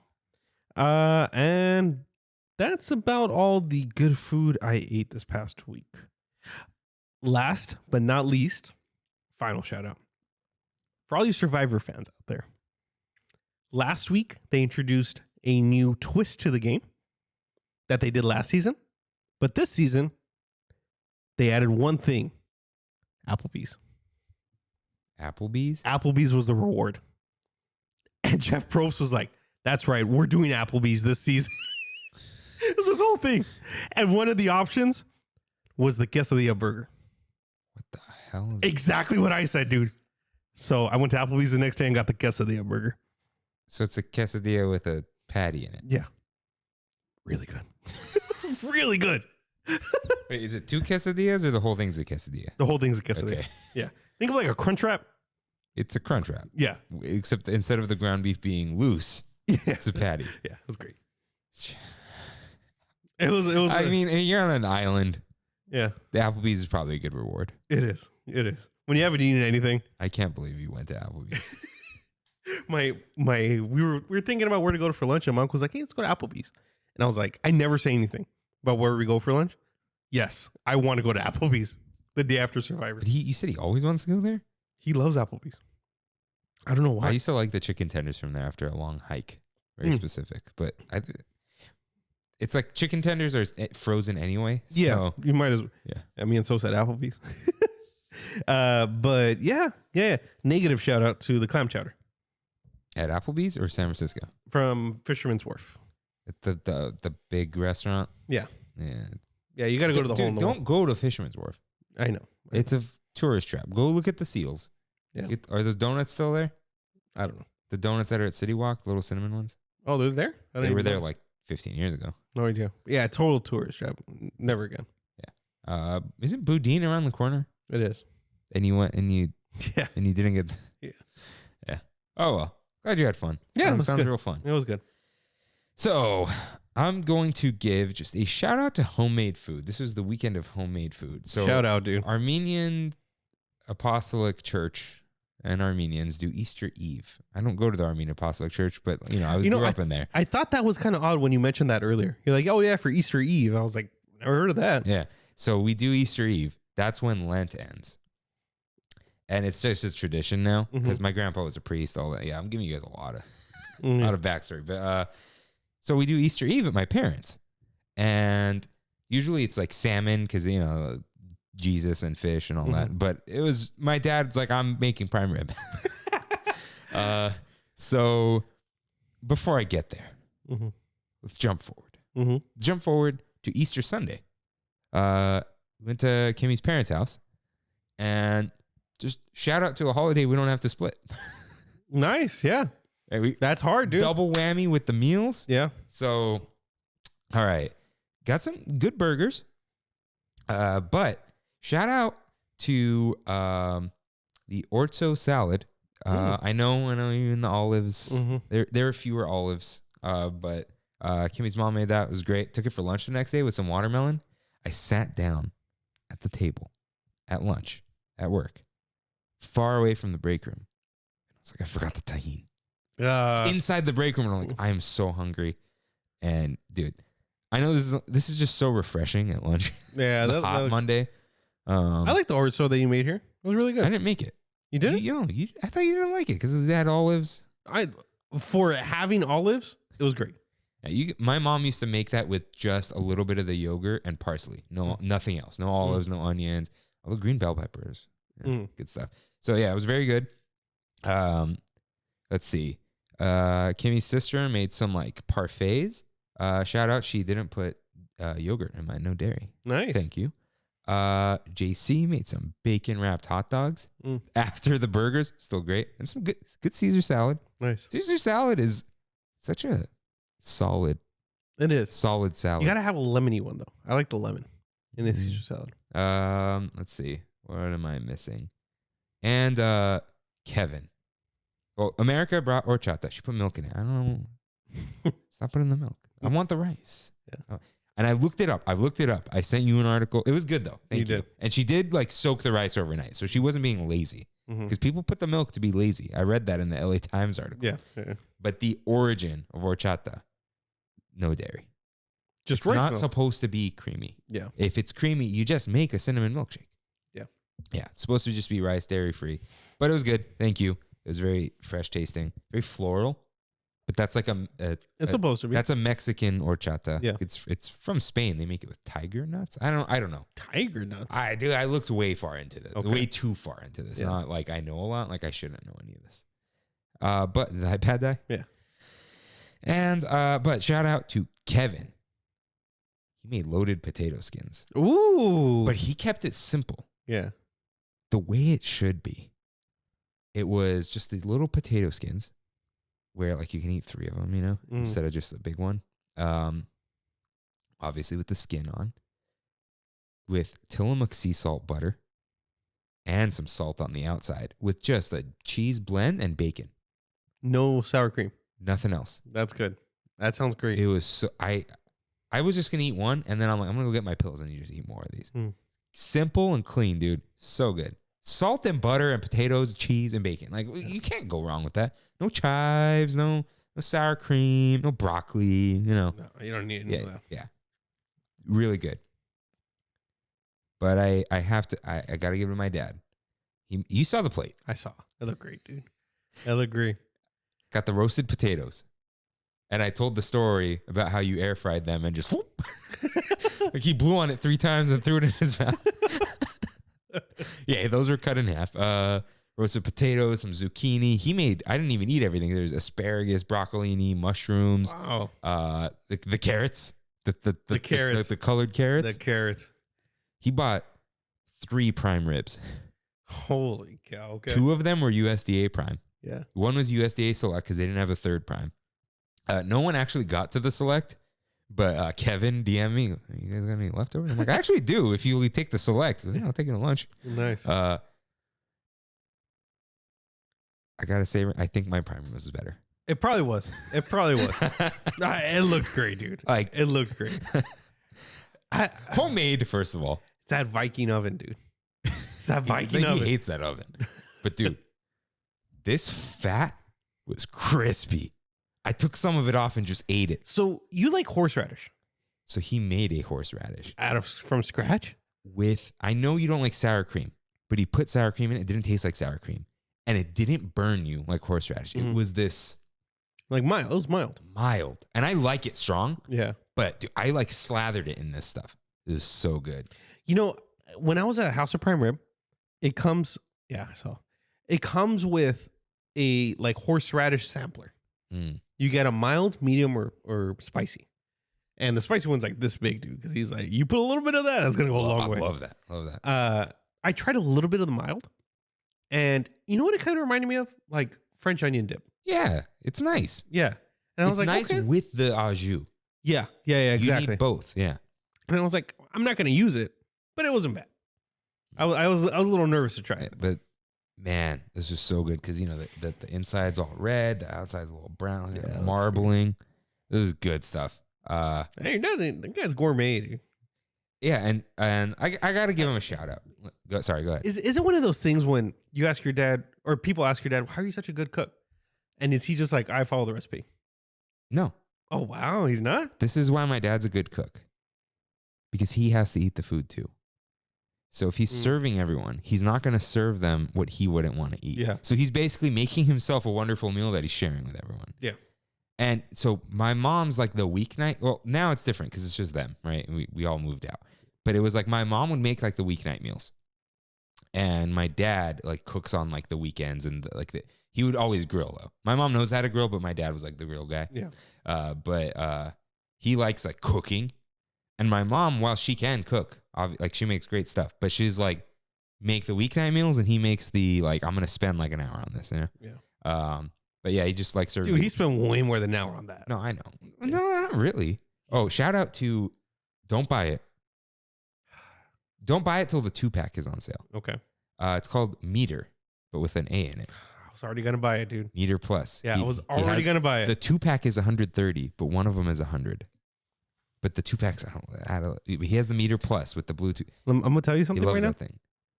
I was already planning on buying the 2-pack, giving one to Brandy's dad for Father's Day. You got some time for it to come back. I do. Yeah. I do. But I've been getting the ads. Yeah, Meter Plus, man. He's got 2 of those. That's how he made the Wagyu. Because the trick is you can make steak with that. Yeah. Because you put it in first and you can grill. Yeah. Because if you stab a steak, it's over. You can't pull that thing out. But if you leave it in there, you can grill with it in there. The thing is so cool, dude. Yeah. So cool. Yeah, he's got one. There's a lot of knockoffs that I don't trust. Yeah, that Meter one looks A1. Yeah, I wouldn't trust a knockoff battery being shoved in my steak. Yeah, exactly. On a grill. Exactly. Yeah. But he probably spent a lot of time making all the other stuff. I want to give him a shout out. He knows Kimmy doesn't like stuff too red. Mm-hmm. So he cut an end piece for her and then seared one of the sides. Oh, okay. And it actually looked really good. Nice crispy, a lot of fat. Yeah. Not well done, just a little nice sear. So thanks, Dad. But yeah, good homemade food, man. That's good. That's good. And my aunt made some brownies, brownie cups with Easter M&Ms in them. Oh, that's great. Yeah, just awesome stuff. There was a cake from Brioche. Shout out to Brioche. Shout out to the Victor. He's like, dude, it's one guy. It's one guy, yeah. And shout out to Bello. Shout out to our probably one listener in Montebello. Yeah. I'm gonna give one last shout out. Yeah. One last. Shout out to Panini Kebab. Dude. Life is chicken and rice. Dude. How good did you get chicken and rice? Yes. Phenomenal. First off, the best DoorDash experience I've ever had in my life. Right, you DoorDashed. I DoorDashed it from Brea. Went to my house from Brea. And it was $35 for 2 kebabs, rice, and a salad. But did it come with the roasted tomatoes and onions? yes. Oh my God, dude. I didn't realize the stick doesn't need to be there, first off. Yeah, you take it off afterwards. Yeah. Well, no, there was no stick on my kebab. They probably cooked it in a sauna stick. Yeah. Yeah. No, yeah, they don't leave this. They don't, kebab masters. Mm-hmm. They have the metal skewers, dude. I had them with a cast, little character on the end. Yeah, they're this long. Yeah. The sticks are just for home. Oh, okay. Okay, sorry, go ahead. But yeah, it came with that, the rice, the little with the yellow stuff on it. Saffron? Yeah. Saffron rice. Yeah. And Mediterranean salad. I also got the hummus trio. Ooh. Oh, beet hummus. I think it's like a cilantro lime hummus That's a new thing. and a regular hummus. Yeah. Everything from that place was next level, dude. I could not believe it came in a really nicely packaged Tupperware. And it wasn't that expensive, $35. And it would have fed 3 people easily. 35 at the end of the day or After tip and everything? yeah. It was without the hummus trio. Hummus trio was $10 because it was an appetizer. Oh, wait. Okay. How much was your bill? $50. Okay. $50 with the appetizer, with the delivery fees, and with tip. $50. Well, not bad. Dude, when you go, it comes in a big metal tray. Oh, does it? Yeah, I gotta dude, go, it's dude. insane. They're Well, you opening- got to get the family size one. Yeah. It was a family dinner, but it was 2 to 3 people. Oh yeah, we added some skewers to it. That's why. But you can add skewers. But the Brandy and I ate it. We were full. I had it for leftovers the next day, and we still had some left over. I was just blown away. I've grown up with this stuff, and the first time I went was 6 months ago. It's so good. Yeah. I couldn't believe how good it was. Yeah. I don't like the onions. It's Kevin's favorite part. He's like, everyone done? But the tomatoes. Tomatoes. Roasted Dude, I love the onions too. Sweet onions. Maybe I'll try it next time. Yeah. Yeah. Whew. Good stuff. Those tomatoes. Yeah. Tastes homemade. It does. That's does. the thing. So yeah, the shout out to all the homemade food. And my best, were your sweets and stuff all just included, or did you? I mean, dude, I had too many sweets. Tiramisu? Yeah, shout out to the tiramisu. All right. So I don't know. So for the thing, Sunday, now it's become my thing. I show up with double stuffed Oreos. I was like, I'm gonna grab some circus animals, the pink and good stuff. Pink or white? Pink. I go pink. I went with pink, Mm-hmm. but I put a pink and a white one, and I take a double bite. They taste the same, but the pink. Pink. But have you seen the Popcornopolis strawberries and cream popcorn? No. Dude, it tastes like strawberry shortcake ice cream. Oh, jeez. And then as soon as it starts to feel too sweet and overwhelming, you get a little salty one, and then it starts all over again. It's dangerous. That sounds This dangerous. big. The bag weighs like a pound. Like dude, Costco. It's so good. It's like has this cooling effect too. I could not believe. That's scary. Yeah, it was phenomenally good. I know there was all this homemade food at Easter, and then we're just sitting around eating this popcorn. Yeah. Oh, and shout out to my mom's choreg. It's an Armenian. It's the braided bread, slightly sweet. Nice. Yeah, good stuff. She makes it every Easter's. But yeah, ate very well this weekend. So Same. yeah, and then loading up on beef because I'm donating blood on Thursday. Nice. Iron levels. Nice. Baconator, here I come. Okay, I did not have a good drink this week. I'll give it to America's horchata because the Disney one was. We went to this bar after the Curse Child called Martuni's. Okay. Okay. It was a martini bar. Why was it Toonie? No idea. But they had this thing there called the lamp something. It wasn't really a martini. Lampshade? Something like I don't that. know. Yeah. It wasn't really a martini. It was more like a Mai Tai in a martini glass. Phenomenal. My thighs are strong. Yeah, I was a little. Dude, there was a hotel we went to in Hawaii. Each room got one free, I don't know if it was a free drink a day or free Mai Tai a day. My mom's not a drinker. She likes Mai Tai. She was cashing in on it. Yeah. Not like, That's just cool. like, it's time. I should go to the bar, like room, whatever. Mai Tai. Yeah, I don't know why. Because she just drinks some wine sometimes. Yeah. But Mai Tais, I don't know. You know what? She'll write in. She'll write it. She'll write in. All right. What food could someone else in line make one of the worst cues worse for you? What could they have? Something messy. Something that might splash on you. Okay. As much as I love it, if you get those pickle eaters that are really close to you and you're in that splash zone of the crunch, that could be Catastrophic. Yeah, a little stinky too. It's like I don't want that pickle smell right now. I don't want the turkey leg. Or the smell. turkey legs. I've eaten the turkey leg. Yeah. It's fine. I don't want to smell it when I'm not eating it. Or see the bones coming out of it like sinew, ugh. the tendons. Yeah. Ugh. Yeah. Ugh. What else? Popcorn that people don't know how to put in their mouth.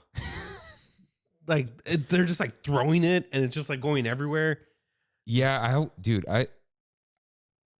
my mouth and hands will get way dirtier with something else, but when I drop popcorn on the ground, I feel like a slob. Yeah. Something about it. Yep. Remember Target with popcorn? Oh, yeah. The dollar popcorn with a It's drink. like the best popcorn on earth. Yeah. Back in the That was day. great.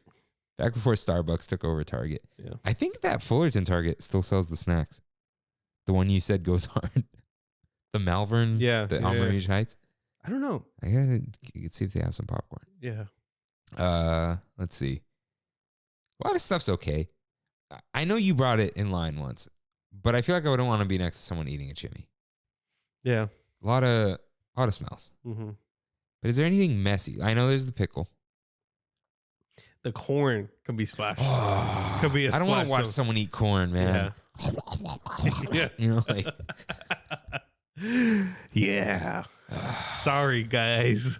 now I can't imagine someone doing this, but imagine someone in line with a bread bowl. I just feel anxious. I feel like I've seen this. A bread bowl in Yeah. line? Yeah. People are ruthless, dude. Like not even a plate under, just the bowl. Or a beignet. It's just a plume. Ooh. I know we're done with food talk, but shout out to the beignets I had in San Francisco. Oh my God. Oh, right. This Apple was filled. no. That was great. I don't like cooked apples. Yeah, there's a chocolate filled one too. That was good too. Yeah, so this is the way. This was kind of news. Disney released the Monte Cristo recipe. What? This is your time. This is my time. Oh, I know how to fry stuff now. Code word Disney posted it, but I don't know where Disney posted it somewhere. Mm. The official Monte Cristo recipe. Ooh, with the sauces? I don't know. I wonder. Look it up. Code word Disney. I wonder. Oh, it's in our DMs. Oh, it is? Yeah, Kimmy DM'd it. Okay. Okay, let me think of one last food. What do they sell? I don't want the sticky fingers of Bengal barbecue around me either. The bacon wrapped asparagus. Ooh, here it is.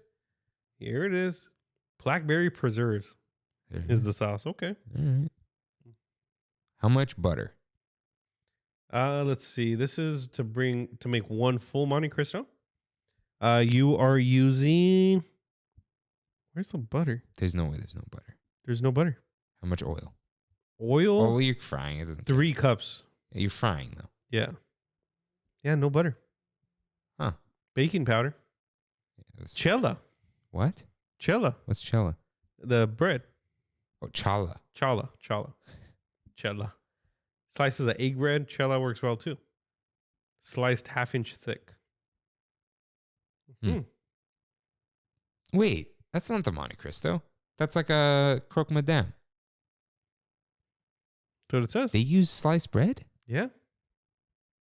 Huh. Doesn't it look like it's the beignets?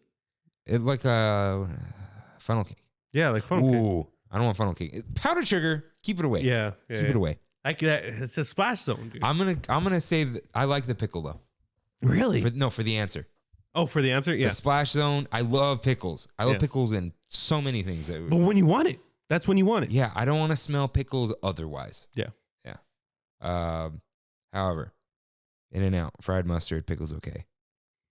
I gotta try it. Yeah. Gotta try it. But yeah, I think that's all we got for this week. Yep. Just one last thing, because it was the last thing in our topic. I would hate to have Polish sausage burps in line. That I would. I would hate that. Especially They don't go away. especially with the mask on. And with that, Thank you guys for listening. We'll see you next week. see you real soon. Bye.